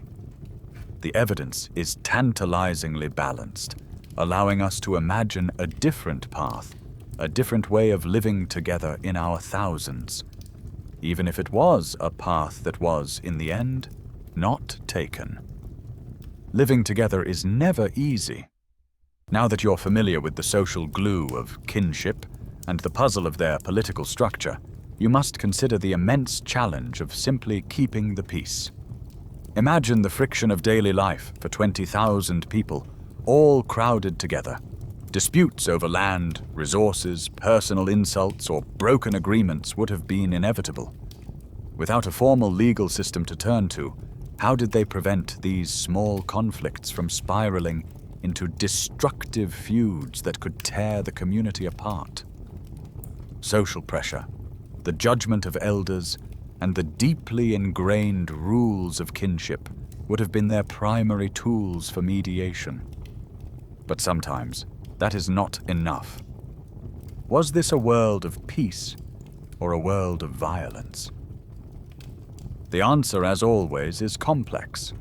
The archaeological record gives us clues for both. We find tools that could easily have been used as weapons. Heavy, polished stone mace heads seem better designed for crushing a skull than for any practical purpose. Some of the beautiful stone axes are of a type known as a battle axe, shaped in a way that is more effective for combat than for cutting wood. The most direct evidence comes from the study of human skeletons. Across Neolithic Europe as a whole, there is undeniable proof of organized warfare. Sites like the Talheim death pit in Germany reveal entire communities massacred in a single, brutal event. While such dramatic finds are rarer in the Trypillian context, skeletal remains do sometimes show the grim signatures of violence. Skulls with blunt force trauma, forearms with healed parry fractures from warding off a blow, and occasionally a flint arrowhead found embedded in a bone. Violence was a part of their world. This brings us back to the city's design. Was this meticulous plan a blueprint for a utopian community, or the floor plan of a fortress? Let's re-examine it through a defensive lens. Many of the megasites are built in naturally defensible positions, on high bluffs overlooking a river or nestled in the crook of two converging streams. The very layout of the houses, particularly the outermost ring, presents a formidable barrier. The houses were built gable to gable, and some evidence suggests the gaps between them were filled in with palisades, creating a solid, continuous outer wall nearly 2 stories high. The radial streets that seem so open could have been easily barricaded, turning each clan's quarter into a self-contained defensive unit. And that great, empty central plaza now takes on a new, more urgent function.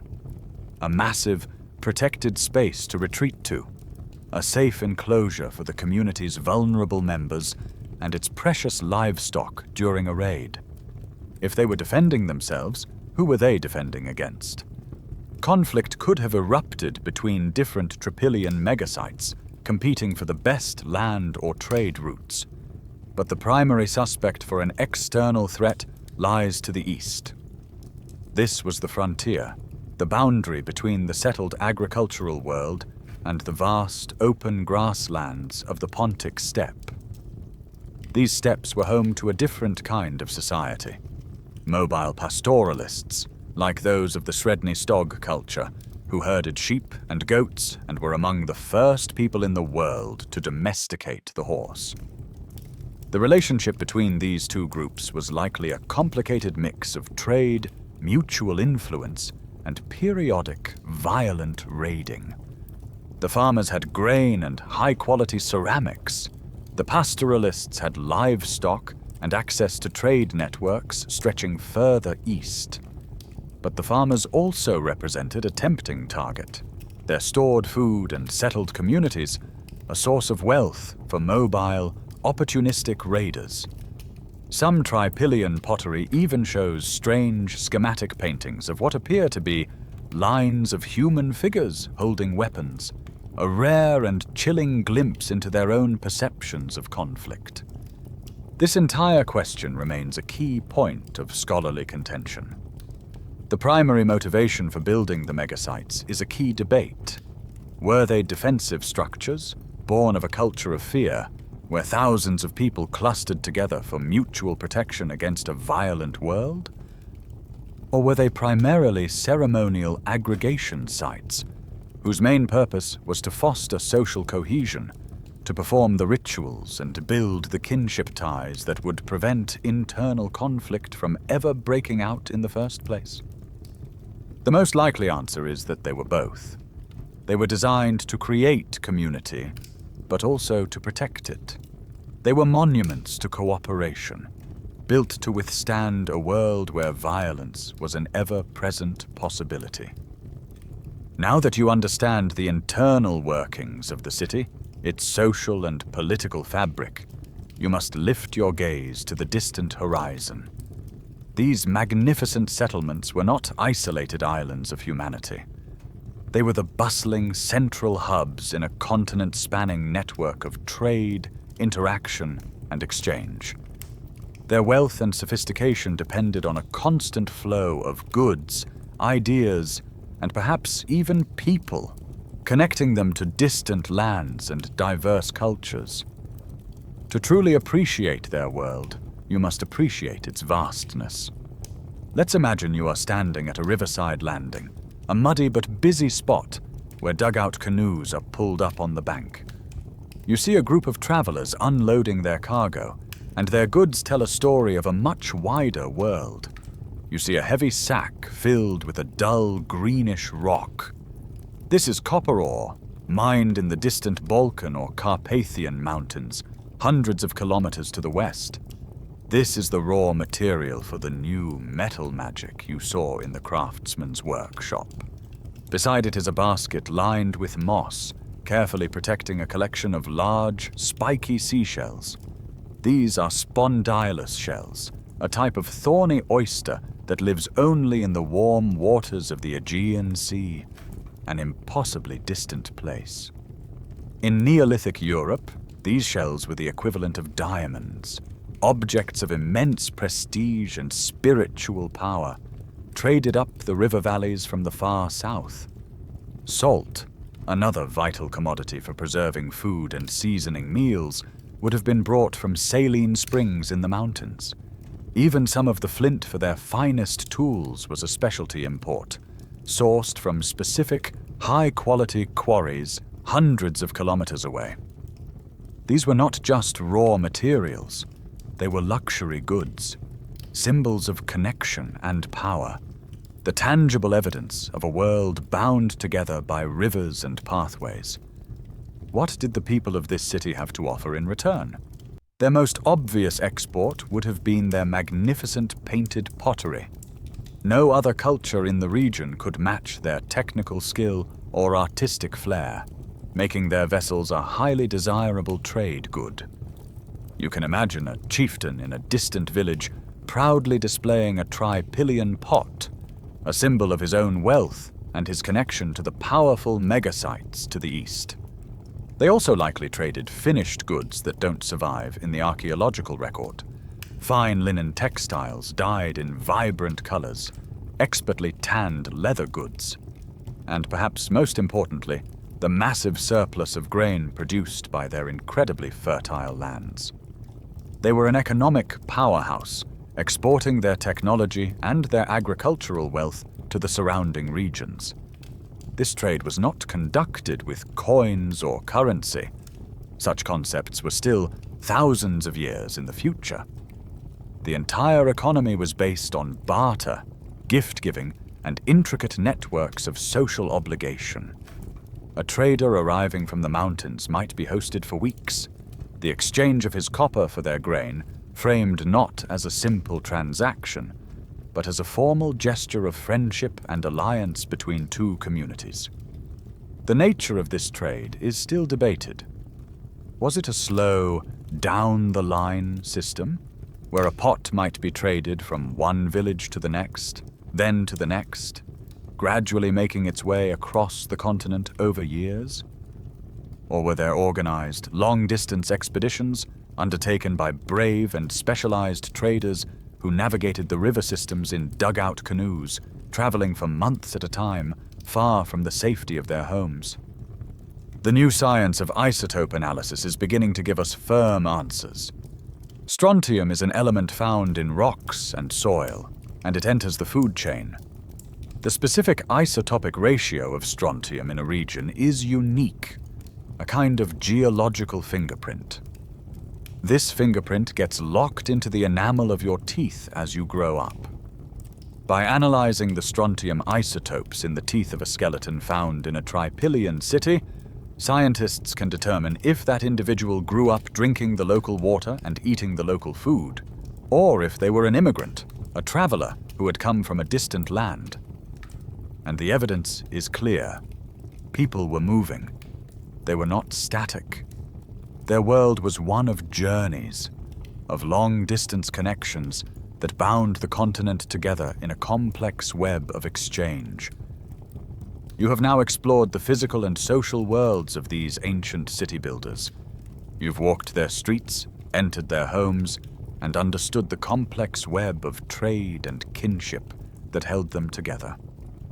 But to truly know them, you must attempt to enter the most elusive and mysterious realm of all, their spiritual cosmos, the world of their beliefs. Since they left no written texts, their worldview can only be glimpsed through the symbols they left behind, and their premier canvas for symbolic expression was their magnificent pottery. Let yourself sit once more in the firelight of a Trypillian house, and this time look at the painted bowls and jars not as functional objects, but as maps of the universe. The patterns that cover their surfaces are not random decorations. They are a deliberate and ordered language of symbols, a graphic representation of their most fundamental beliefs about the nature of reality. The interpretation of this abstract art is, of course, highly speculative, but by looking at the recurring motifs, we can start to read the rhythms of their cosmos. The most dominant and obsessive motif is the spiral. It is everywhere, swirling in endless hypnotic loops. Cross-cultural studies of symbols show that the spiral is one of humanity's most universal and ancient patterns, almost always associated with the great cycles of existence. You can imagine a Trypillian elder tracing the spiral with their finger and explaining its meaning. It is the journey of the sun, rising and setting each day, and moving through the sky with the seasons. It is the cycle of the crops, from seed to stalk to harvest and back to seed again. And it is the cycle of human life, from birth to death to the hope of rebirth in the world of the ancestors. The spiral is a symbol of dynamism, of eternity, of a universe that is not static, but always in a state of flux and transformation. Another common pattern is the meander, or the running wave. This sinuous flowing line almost certainly represents water, the lifeblood of their civilization. It is the great rivers that nourished their fields, the rain that fell from the sky, and perhaps even a mythological river that was believed to flow through a spiritual underworld. You'll also see a symbol that is jarring to the modern eye, the swastika. This ancient and once positive symbol, found in cultures all over the world, was, for them, likely another representation of the sun's cycle, or the 4 seasons, a sign of luck and cosmic order, utterly innocent of its 20th century appropriation. Look closer at how these symbols are arranged. The decorative space on a pot is often carefully divided into distinct zones, typically 3 or 4. This is unlikely to be an accident. Like many cultures throughout history, from the Norse to the indigenous peoples of the Americas, they may have envisioned a 3-tiered universe, a sky world above, the earthly world in the middle, and an underworld below. The patterns on their pots could be a literal map of this cosmos. Alternatively, a 4-part division could represent the 4 cardinal directions, a way of ordering and sanctifying the space in which they lived. There is another, more intriguing and controversial theory about the origin of these geometric patterns. Some researchers suggest that they are depictions of entoptic phenomena. These are the visual patterns, the dots, zigzags, grids, and spirals that are generated by the architecture of the human nervous system itself. They are not seen with the eyes, but are perceived by the brain, often during altered states of consciousness, such as deep meditation, trance, or shamanic journeys.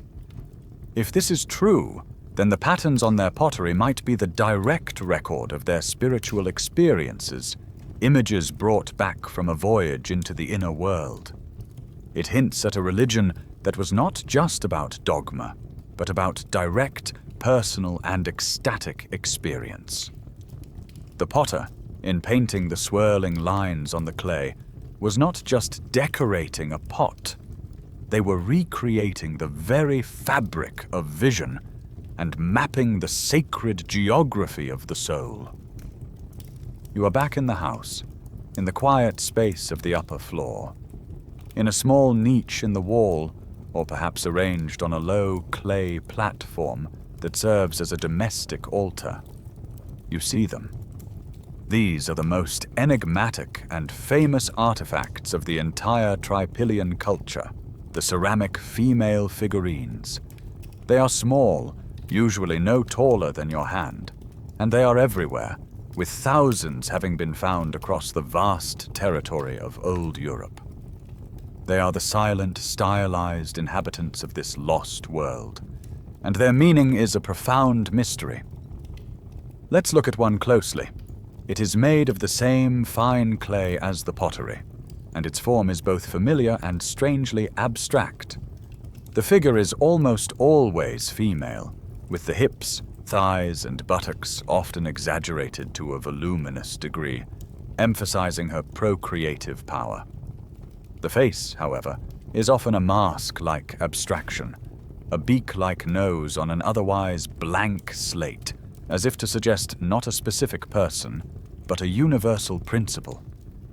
The body is often decorated with insuled or painted lines that mirror the cosmic spirals and meanders from the pottery, perhaps representing tattoos, body paint, or the patterns on clothing.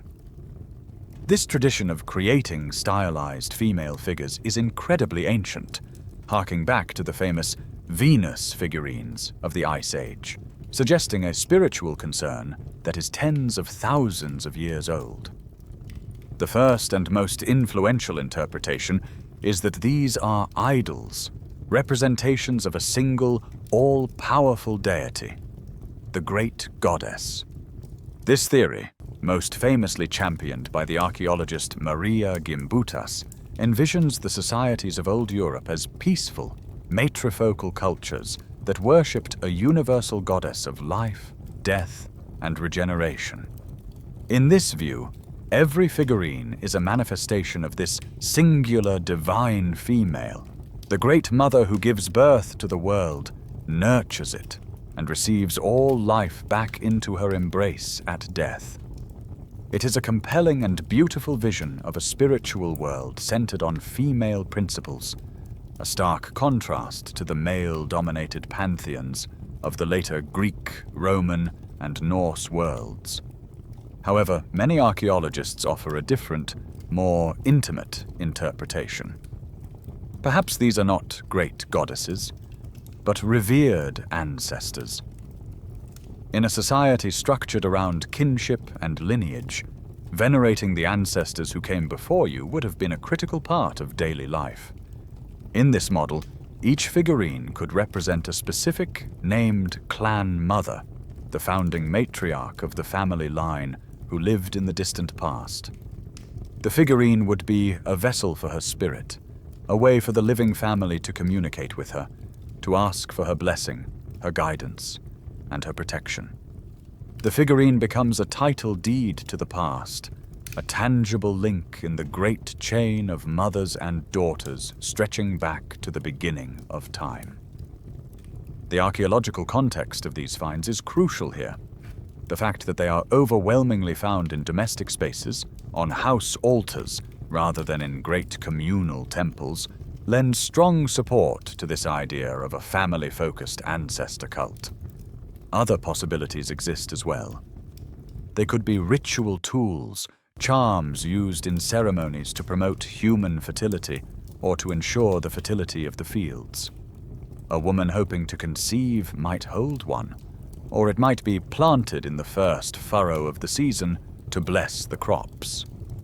Strangely, many figurines are found deliberately broken, often snapped at the neck or legs. This wasn't accidental damage. It suggests they were ritually killed at the end of a ceremony, perhaps to release their indwelling spiritual power. Could they also have been, as some have suggested, simple dolls for children?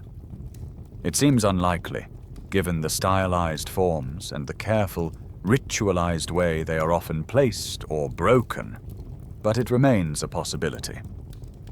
The true meaning of these ubiquitous female figurines is perhaps the greatest single enigma of Neolithic Europe, with passionate arguments supporting their identity as goddesses, ancestors, or ritual tools. They are a silent testament to a spiritual life that was profoundly centered on the female form, in all its mystery and power. You have contemplated the symbols and figures that populated their spiritual world. Now let's consider the spaces where that spirituality was practiced. In our modern world, we tend to draw a sharp line between the sacred and the secular. A church or a temple is a holy space, while a house is a domestic one. You must erase that line to understand the Trypillian world. For them, the most important temple, the most sacred space of all, was the house itself. The home was not just a shelter. It was a living, breathing entity, a cosmos in miniature. Its very architecture was likely a mirror of their world view. You stand again inside the two-story structure and see it with new eyes. The central hearth, the source of fire, is the literal and spiritual heart of the home. Fire was a transformative element, turning raw clay into hard pottery and raw grain into life-sustaining bread. The hearth was a place of power, and like many cultures throughout history, from the Romans with their goddess Vesta to the Hindus with Agni, they almost certainly had rituals associated with it, perhaps leaving a small portion of each meal as an offering to the fire itself. The two-story layout could also be a reflection of their cosmology. The ground floor, the place of messy work and storage, connected to the earth. The upper floor, the clean space for sleeping, dreaming, and socializing, was the realm of the living, closer to the sky. The doorway becomes a powerful, charged threshold, a magical boundary between the ordered human world of the settlement inside and the untamed, spirit-filled wilderness outside. This boundary would have been ritually protected, perhaps with special symbols painted around it, or an amulet buried beneath it. The act of painting the interior walls with sacred spirals and patterns was not just interior decorating. It was an act of consecration, of turning a simple clay structure into a sacred vessel for the family. On the upper floor, you see the domestic altar more clearly now. It's a low, built-in platform of smooth clay, upon which the family's collection of female figurines is carefully arranged. This is the focal point for daily ritual. Here, small offerings might be left: a spoonful of porridge, a handful of the first ripe berries of the season, a wildflower. Scientific analysis of the soil on such platforms can sometimes provide proof of these rituals. Phosphate analysis, for example, can detect the chemical residue of organic offerings like blood, milk, or meat that have long since decomposed, providing a tangible fingerprint of ancient devotion. Some of the miniature clay models of houses they made show this entire setup replicated in tiny form, with minuscule figurines placed on a tiny altar inside, showing how fundamental this concept of the sacred house was to their thinking. But was all ritual confined to the home? What about the larger community? Let's revisit those mysterious, oversized assembly houses. We have considered them as the potential homes of chieftains, but it is equally, if not more, likely that they were communal shrines or temples serving the entire clan that lived in that quarter of the city. The artifacts found inside them are often different from those in a standard house. They tend to contain a much higher density of figurines, especially ones that are larger or more unusual. They sometimes contain strange pottery forms that seem ritualistic rather than practical, and massive hearths that suggest large-scale communal feasting rather than simple family meals.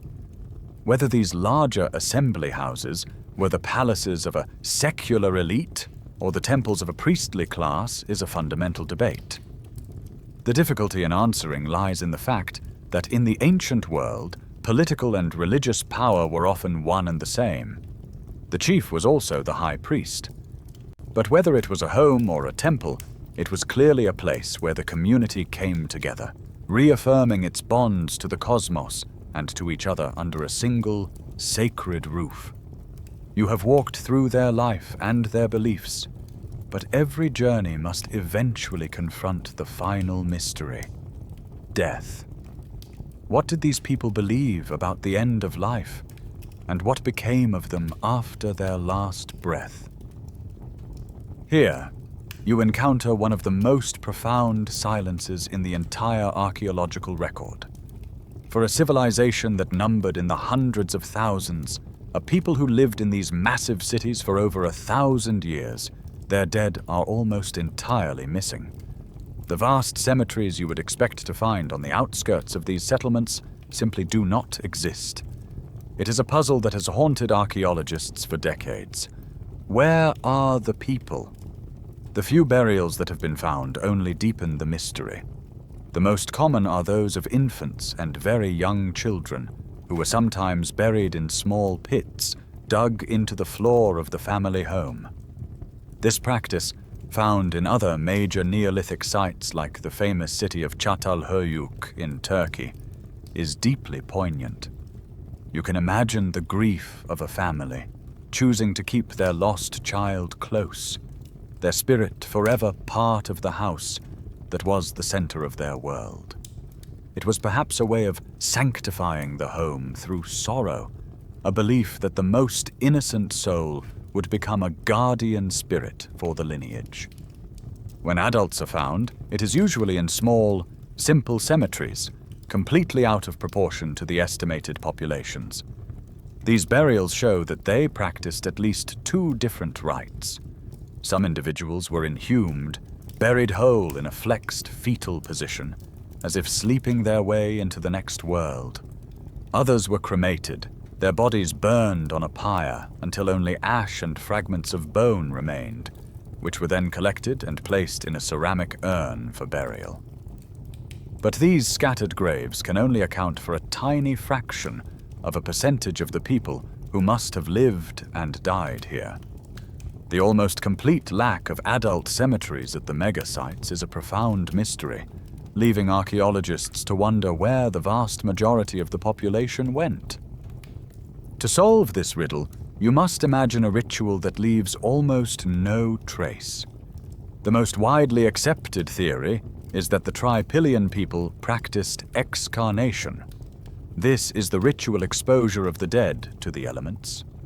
A body would be placed on a raised platform in a sacred, secluded area, open to the sun, the wind, the rain, and to scavenging birds like vultures and crows. In this worldview, the birds would act as spiritual intermediaries, carrying the flesh and the spirit of the deceased up into the sky world. After a period of months or years, once nature had cleaned the bones, the family might return to collect them. These clean, dry bones might then have been placed in a communal ossuary, a bone house, or perhaps ground down and scattered in a final act of returning the individual to the landscape. This entire process, while deeply spiritual, would leave almost nothing for an archaeologist to find 6,000 years later. The science of taphonomy, the study of how organisms decay, supports this theory by showing how quickly an exposed body would be consumed and scattered in that environment, leaving no clear grave to be found. Towards the very end of their culture, a fascinating and anomalous burial was discovered at a site called Vikvatinsi. Here, a single important individual was buried not in a simple pit, but under a massive earthen mound, a kurgan. This was not a Trypillian tradition. This was the burial practice of the horse-riding pastoralist cultures of the steppe. This one grave is a powerful piece of evidence for the immense cultural shift that was beginning, a sign that the influence of their eastern neighbors was no longer just about trade, but was beginning to alter their most fundamental beliefs about life, death, and the nature of power. It was a harbinger of the great changes that would soon bring the era of the megasites and the unique worldview they represented to a final dramatic close. You have spent a long time now immersed in the world of the Trypillian megasites, in their ordered circular cities and their rich agricultural lands. But to understand the final chapter of their story, you must turn your gaze eastward and travel to the frontier. Leave the dense clusters of wattle and daub houses behind you, and journey out past the last of the great wheat fields. The landscape begins to change. The patches of forest become smaller and sparser. The rolling hills melt into a seemingly endless open grassland that stretches to the horizon. This is the beginning of the Great Pontic Steppe, a vast sea of grass that runs for thousands of kilometers across Eurasia. And this was the home of a profoundly different kind of people, a world of a different order. Here, on the steppe, you do not find massive, settled cities. Instead, you find small, mobile encampments, shifting with the seasons. These are the people of cultures like the Sredni Stog, and later the Yamnaya. They were not primarily farmers, but pastoralists.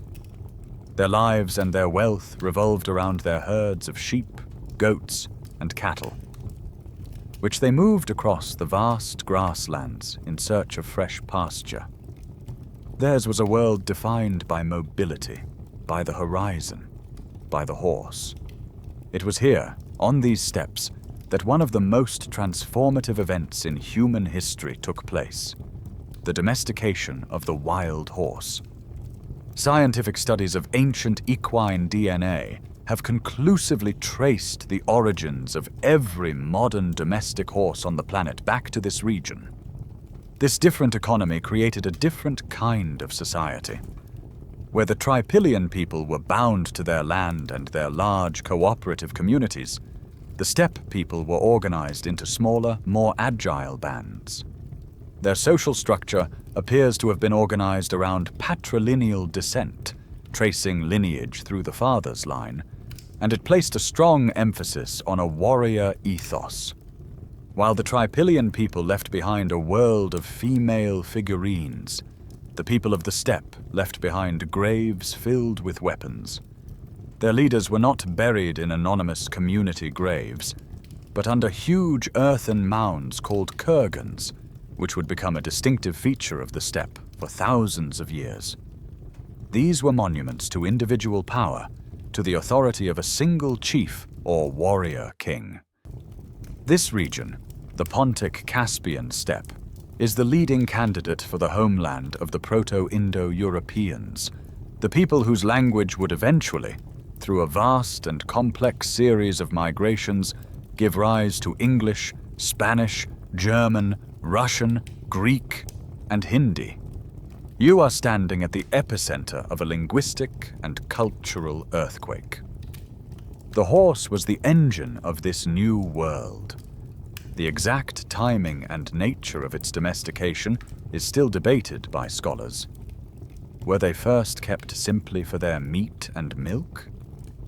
Early evidence for their use as domestic animals includes pottery with residues of horse milk fats and horse teeth that show characteristic microscopic bit wear from a bridle. But whether it happened early or late, the moment they began to ride the horse, their world was utterly transformed. On horseback, a person could cover vast distances, manage huge herds of livestock, and, most critically, they gained a terrifying advantage in warfare.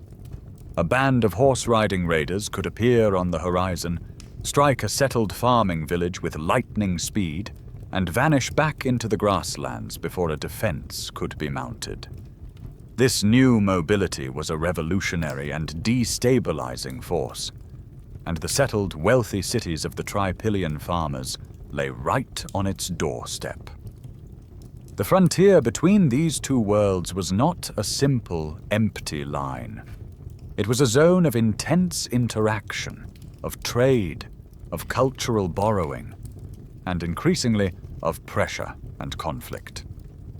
You are now standing on that porous, invisible line between the fields and the steppe, between two profoundly different ways of being human. It's tempting to imagine this frontier as a zone of constant, unrelenting warfare, a simple story of settled farmers huddled in their fortress cities, staring fearfully at the wild horsemen of the plains. But the reality, pieced together from subtle archaeological clues, was far more complex and interesting. For centuries, this was not just a line of conflict, but a dynamic zone of coexistence, trade, and mutual influence. The evidence for peaceful exchange is undeniable. In the kurgans of the steppe chieftains, buried alongside their weapons and horsehead scepters, archaeologists have found beautiful, out-of-place objects. The delicate, exquisitely painted pottery of the Trypillian people. To these steppe warriors, who made their own simpler, more functional cord-decorated ware, these vessels were clearly exotic luxury items, symbols of wealth and a connection to the rich world of the farmers. It shows that goods, at least, were crossing the frontier peacefully. In the other direction, artifacts typical of the steppe cultures begin to appear in the later layers of the megasites. Certain types of shell beads, distinctive polished stone mace heads, and even the occasional piece of steppe-style pottery. This was a two-way street. More than just objects were exchanged. Ideas and customs began to bleed across the cultural divide. Some pastoralist groups on the very edge of the Trypillian world began to experiment with agriculture, creating hybrid economies. And in the final centuries of the megasites, you see the unmistakable influence of the steppe seeping into the Trypillian world. Their pottery, while still technically brilliant, sometimes began to incorporate cord-impressed decorations, a clear imitation of the steppe aesthetic. And then there is the most powerful evidence of all, that single anomalous Kurgan burial you encountered earlier, where a high-status individual from a Trypillian community was buried according to the customs of the steppe. This wasn't just a trade item. This was the adoption of an entire ideology of power, a focus on the individual leader that was completely alien to traditional Trypillian values. This ongoing interaction raises a fascinating question. If the Trypillian people saw the power of the horse every day on their frontier, why didn't they adopt it themselves? They were brilliant innovators, masters of ceramics and large-scale agriculture. Yet the horse never seems to have become central to their way of life. There are a few horse bones in their sites, suggesting they may have hunted them for meat, but there is no evidence of riding or herding. Perhaps their entire society was too deeply invested in its settled pedestrian way of life. Their world was one of fields and houses, not open plains.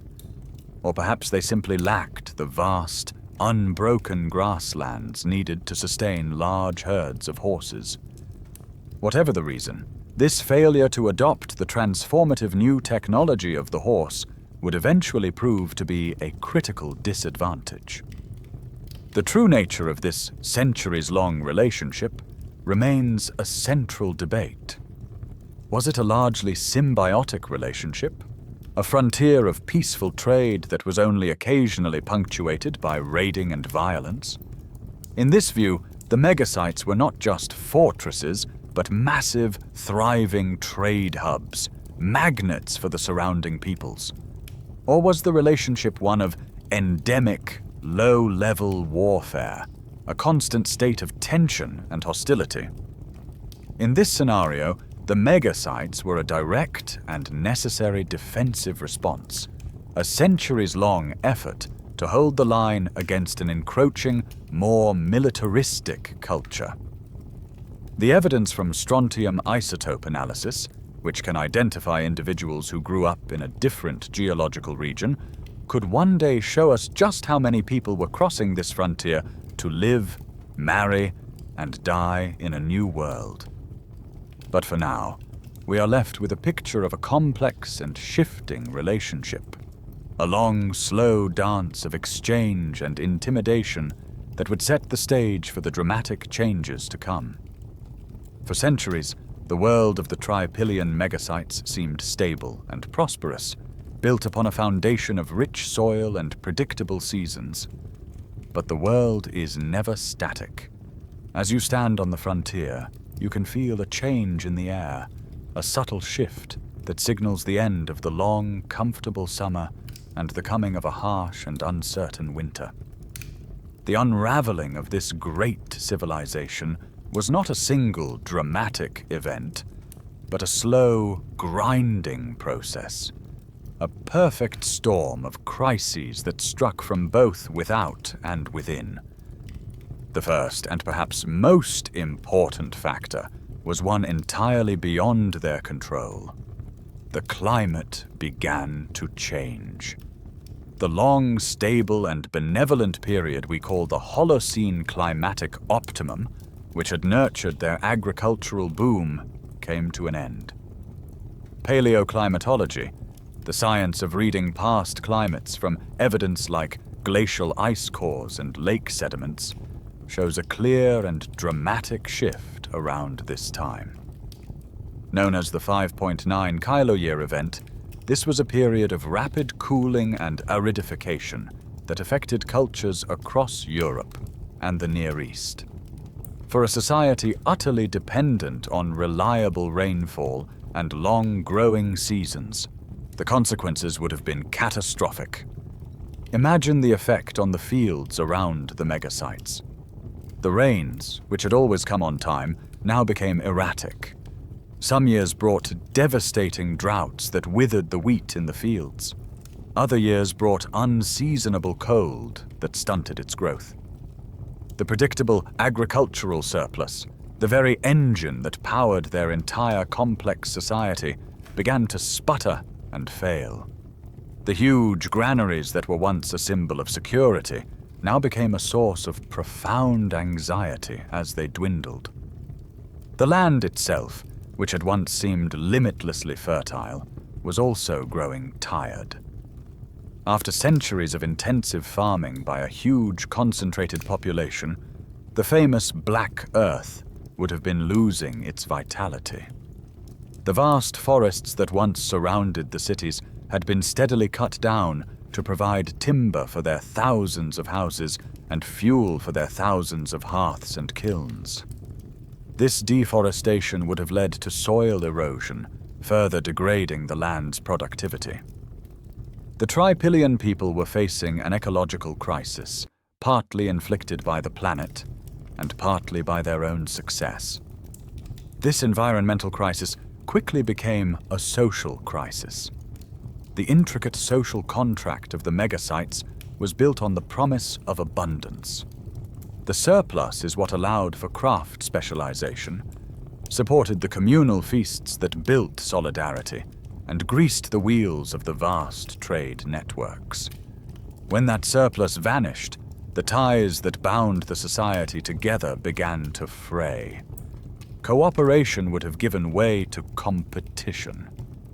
Tensions between the great clans, once resolved through ritual and negotiation, could now easily flare into open conflict over dwindling resources.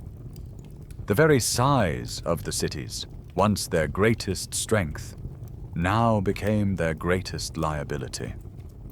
A population of 20,000 people is a powerful force when the granaries are full, but it is a demographic time bomb when they are empty. You can sense the growing desperation. Perhaps the rituals became more frequent, the prayers for rain more fervent. It's possible that the water motifs on their pottery, the waves and meanders, became more prominent, a kind of sympathetic magic intended to encourage the skies to open up. But the magic was failing. The center could no longer hold. The question of what ultimately caused their collapse is a classic scholarly debate. Was it the external military and cultural pressure from the ever more powerful steppe cultures? Or was it an internal collapse driven by climate change and self-inflicted ecological exhaustion? The truth is that it was not an either-or question. It was a devastating convergence. A weakened, internally stressed, and hungry society is a fragile one. And it was this fragile, unraveling world that now had to face the full, transformative force of the Horsemen from the east. The crises have converged. The climate is failing, the soil is exhausted, the social contract is fraying, and a new and powerful culture is rising on the eastern frontier. The great experiment of the megasites is coming to an end, but the Trypillian people do not simply pack up their belongings and walk away, leaving their homes to slowly decay back into the earth.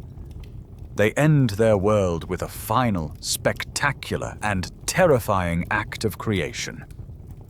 They set it on fire. You are standing on a hill overlooking the city as dusk falls. But this is not the gentle, flickering twilight of the household hearths you have seen before. A single house in the outer ring begins to glow, then another, and another.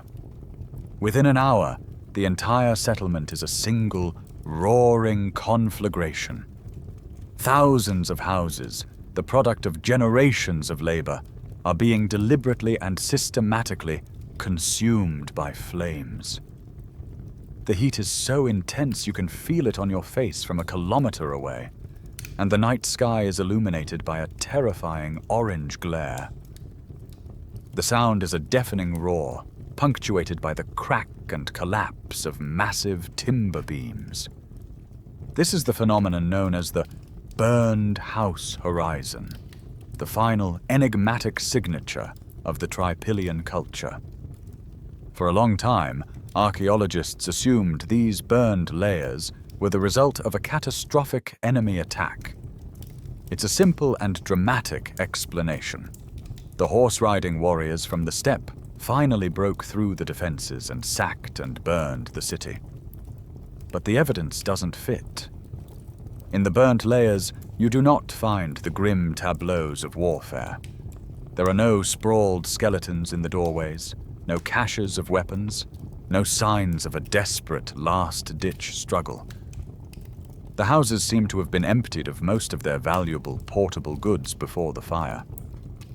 The simplest explanation after that is an accident, a stray spark from a hearth setting off a chain reaction.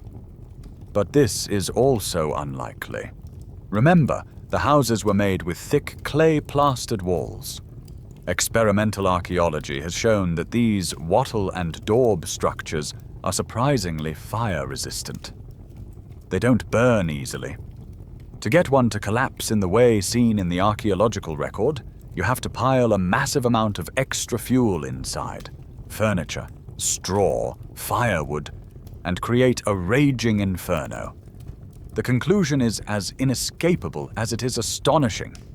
The inhabitants burned their own city. The sheer scale and simultaneity of the fires point to a planned, coordinated act of ritual demolition. Thermal analysis of the vitrified clay shows the fires reached temperatures over 1,000 degrees Celsius, far hotter than a normal house fire. This was not a quiet abandonment. It was a grand and terrible finale. But why? The motivation behind this act is perhaps the most debated question of all. Was it a desperate, pragmatic act of war, a scorched earth policy to ensure that their arriving enemies could not use their homes and storage facilities? Or was it something deeper, something purely symbolic? Perhaps it was a cleansing ritual. If the settlement had been struck by a devastating plague, the survivors might have believed that the only way to purify the land and escape the disease was to consume the entire city in fire. Or the motivation may have been entirely spiritual. In their worldview, the house was a living entity. Perhaps when a lineage died out, or when a community decided its time in a particular spot was over, the houses had to be ritually killed to release their spirits. The entire conflagration could have been a massive funeral pyre for the city itself, a final dramatic offering to the cosmos, marking the end of an era and allowing the community to move on, spiritually unburdened, to create a new world somewhere else. There is a powerful irony in this final act of destruction. The very inferno that consumed their world is what preserved it for us. The intense heat fired the clay floors and walls as hard as pottery, creating the strong magnetic signature that allows us to map them today. It was the fire that baked and preserved the thousands of ceramic figurines, the pots, and the house models, turning them into almost indestructible artifacts. In their final blazing act, the Trypillian people accidentally created their own city-sized time capsule. The great fire has burned itself out. In the grey light of the morning after, a profound and eerie silence has fallen. Where a bustling city of thousands stood yesterday, there is now a smouldering, blackened ruin. A haze of smoke hangs in the air, carrying the scent of ash and devastation. The houses are gone, their timber frames turned to charcoal, their thick clay walls collapsed into glowing heaps. And the people are gone. This was not just the death of a single city. It was the end of a world, the closing of a 150-year-old chapter in the human story. After the last great conflagrations around 3300 BC, no more megasites would ever be built. But the people did not vanish from the face of the earth. A societal collapse is rarely a simple story of a population being wiped out.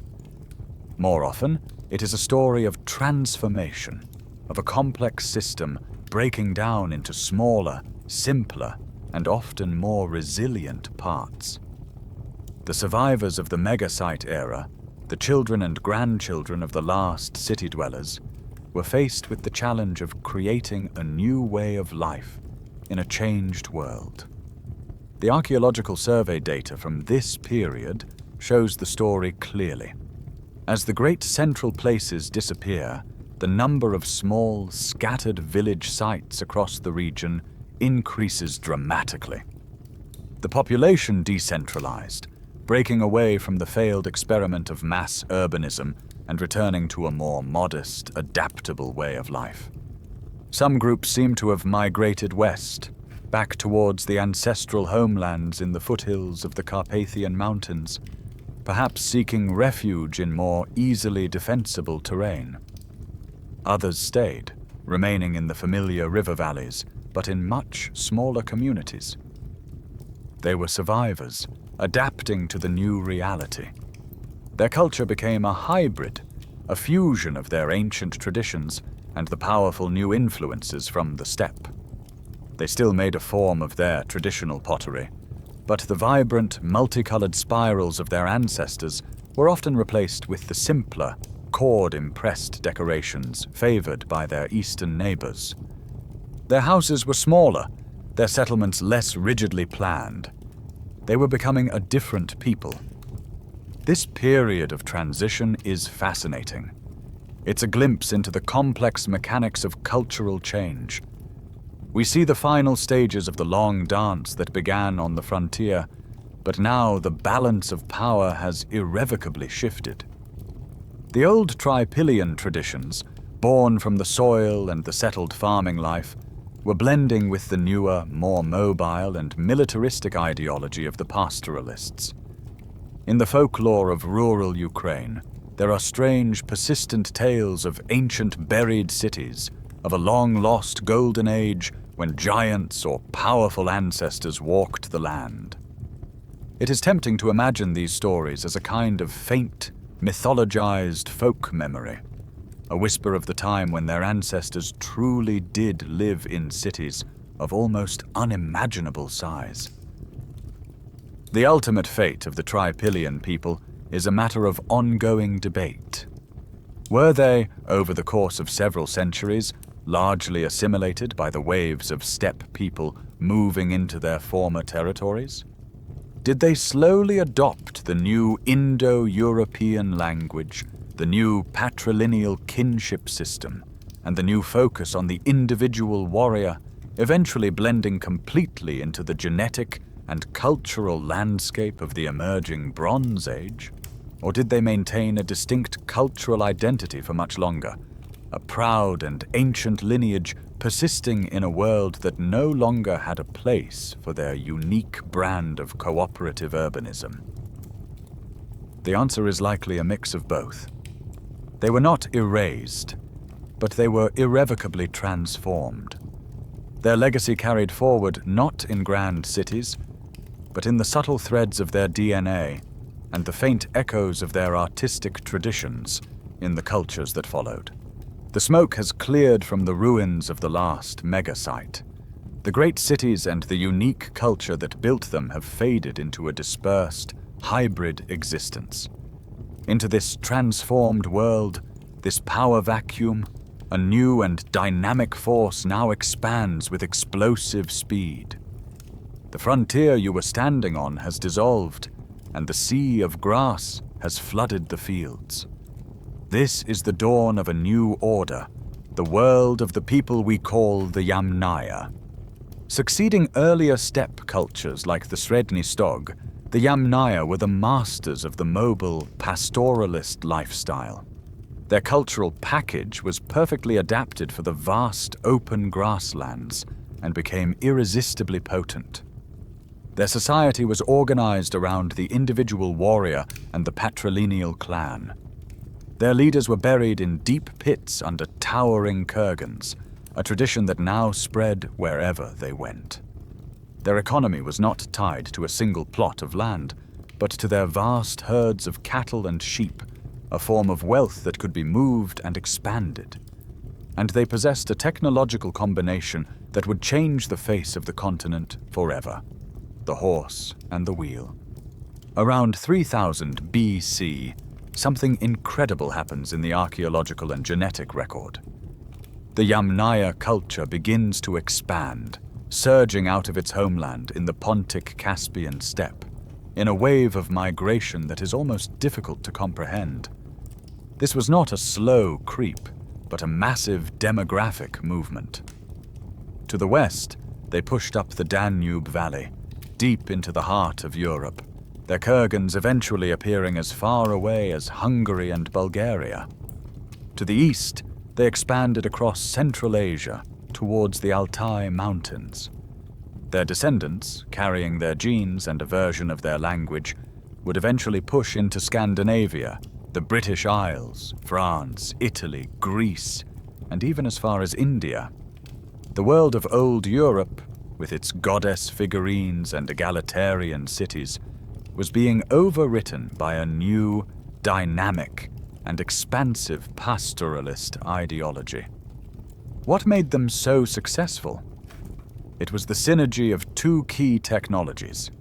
They were not only among the first to ride the horse, but they were also among the first to use wheeled vehicles. The early wagons were probably clumsy, noisy carts with solid wooden wheels pulled by oxen, not horses.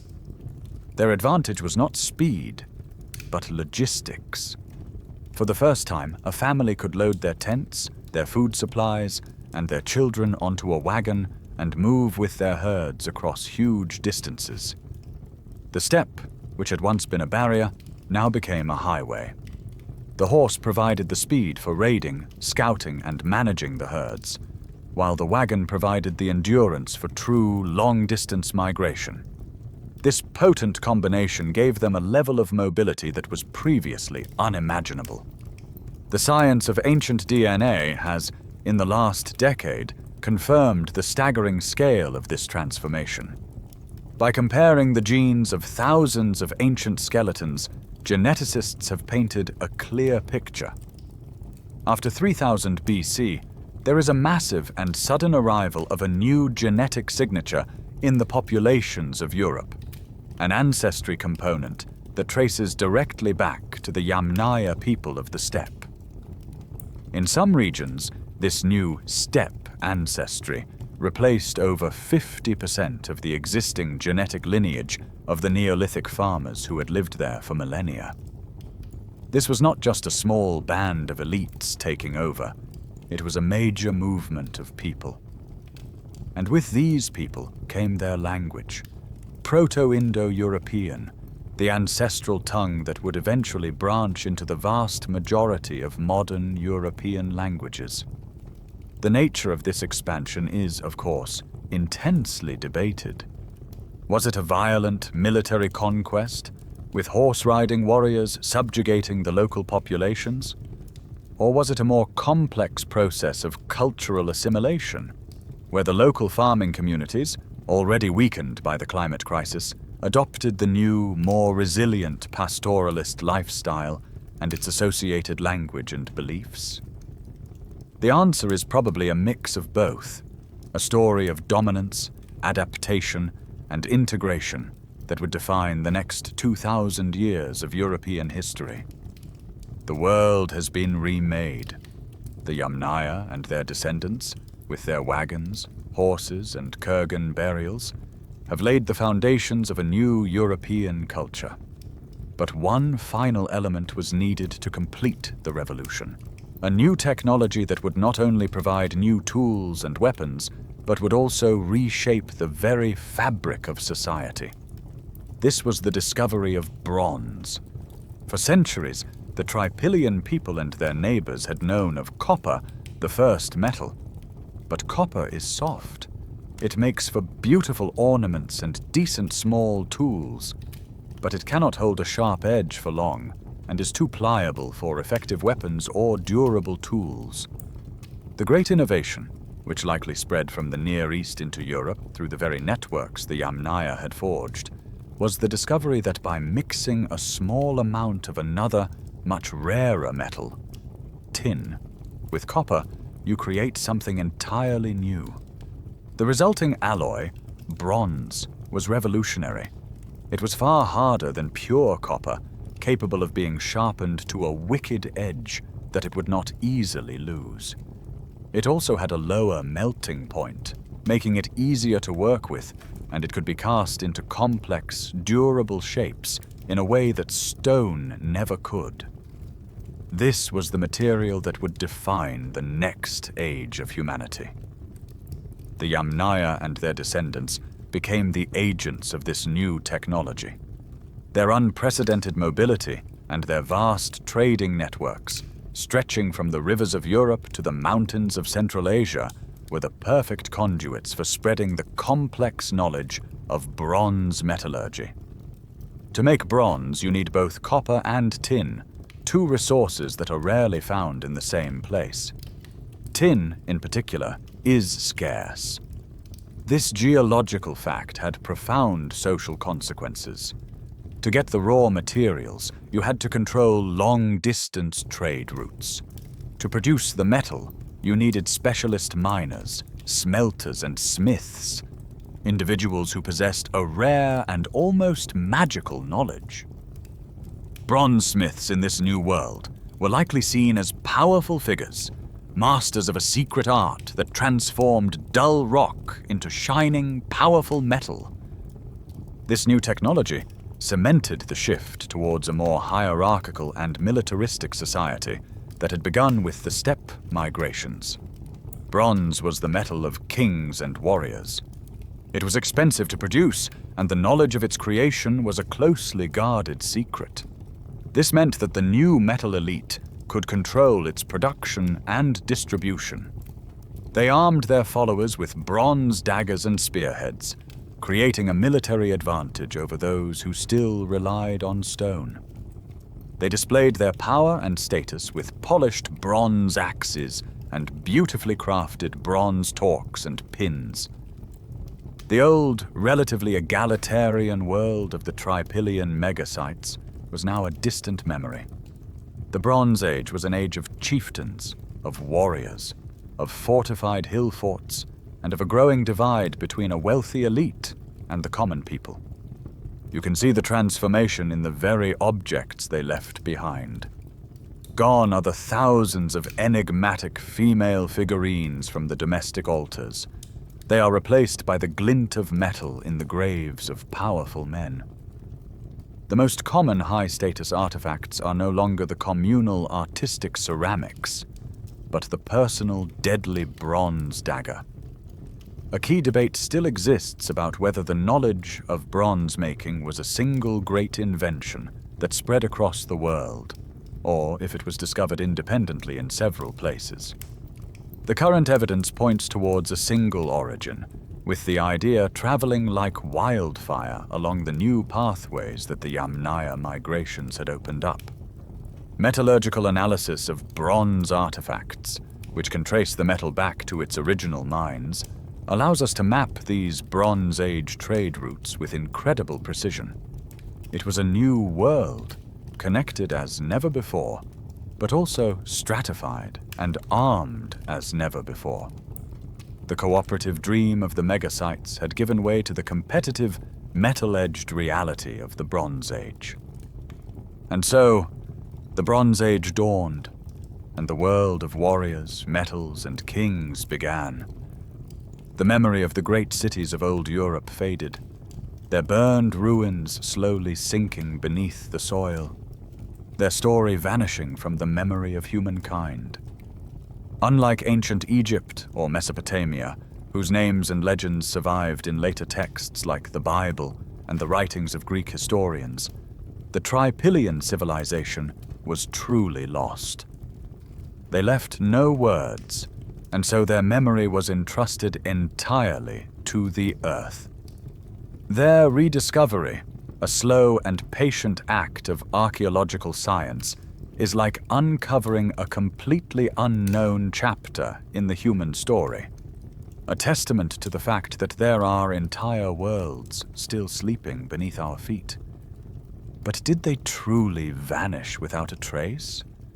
Or do the echoes of their world still resonate today in subtle, almost invisible ways? The most profound legacy they left past is written in our very cells.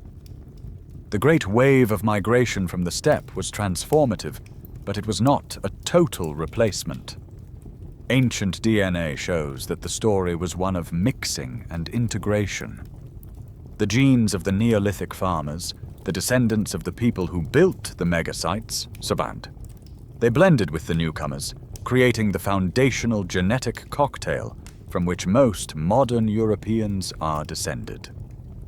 Population genomics can now model the precise ancestral components of a modern European, showing a tapestry woven from 3 ancient threads: the first hunter-gatherers, the Neolithic farmers, and the Bronze Age pastoralists from the steppe. The blood of the city builders still flows in the veins of people today. Are there cultural echoes as well? This is a much harder question to answer. The extent to which the beliefs and stories of old Europe influenced the new Indo-European cultures is a huge and difficult debate. When 2 cultures merge, the dominant group often absorbs aspects of the one it replaces. Did the old goddesses of the Trypillian people survive, perhaps demoted to the wives or daughters of the new male sky gods? Did their myths of the earth and the cycle of regeneration get woven into the fabric of later European folklore? It's almost impossible to prove, but when you see the ancient spiral motif re-emerging thousands of years later in the intricate art of the Celts, it is tempting to imagine a slender thread of artistic tradition surviving through the ages. One tantalizing whisper from this lost world might be the Basque language, spoken in the mountains of Spain.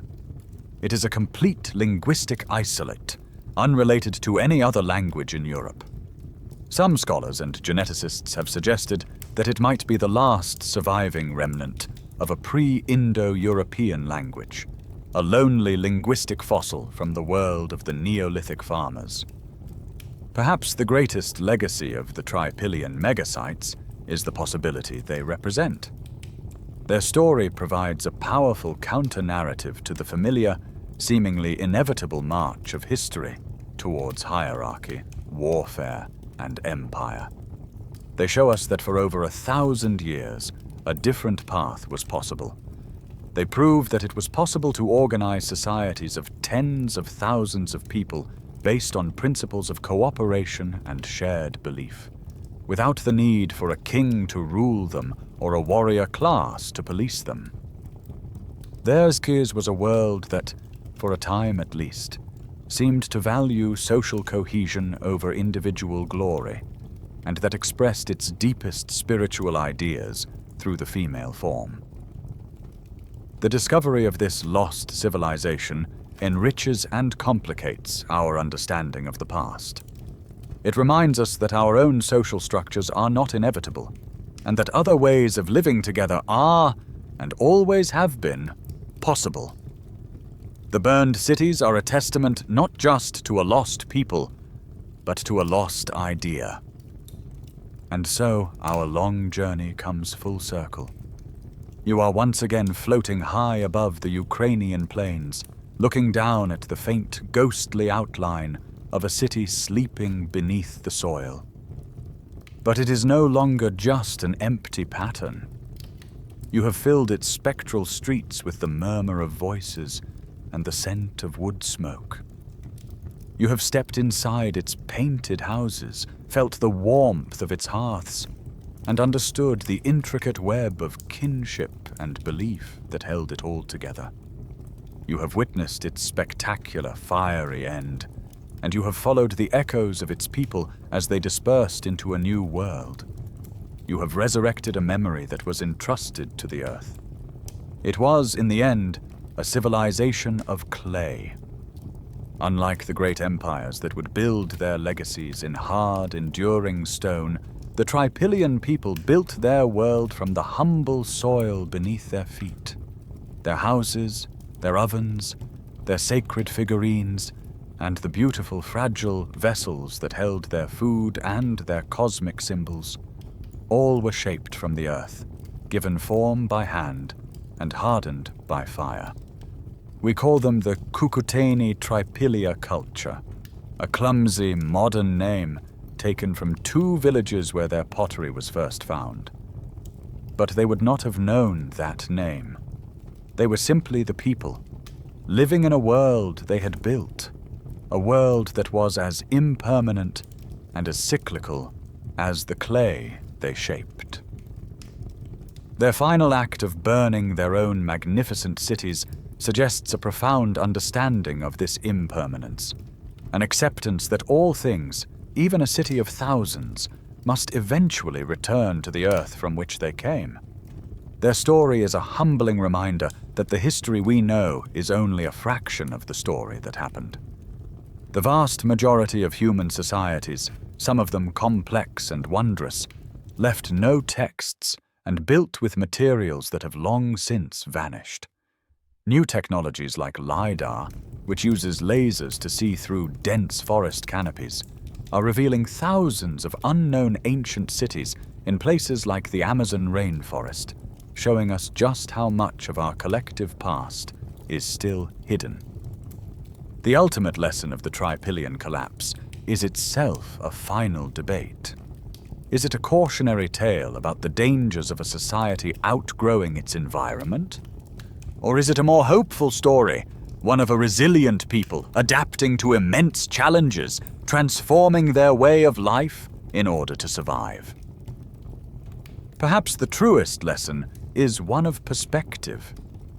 The people who lived in these great settlements felt, just as we do, that their world was solid, permanent, and the very center of the universe. They could not have imagined a time when their cities would be forgotten, their language unspoken, and their gods unknown. Their story reminds us that our own bustling world, with all its certainties and its monumental achievements, is just as fragile, just as transient. We too are building a civilization that is entrusted to the earth, a thin layer of memory on the surface of a very old planet. Now the story is told, and the journey is at its end. The ghosts of the great cities can return to their slumber beneath the fields of wheat and sunflower. The echoes of their lives, which we have summoned for a short while, can now fade back into the deep quiet of the past. Let the images dissolve, the painted walls, the swirling patterns on the clay, the flicker of the central fire, all of them softening, blurring, and finally receding into the gentle darkness. The great cycle of day and night, which they watched from their earthen homes, continues its endless, silent turning. You are safe now in your own time, in your own quiet space, far from the ancient world and its mysteries. There are no more tasks to complete, no more puzzles to solve. There is only the stillness of the night, the soft comfort of your bed, and the gentle pull of sleep. Let the quietness deepen around you, and let your mind drift on the slow, peaceful current that carries you towards your dreams. The past will keep its secrets, and you can let them go. It is time to rest.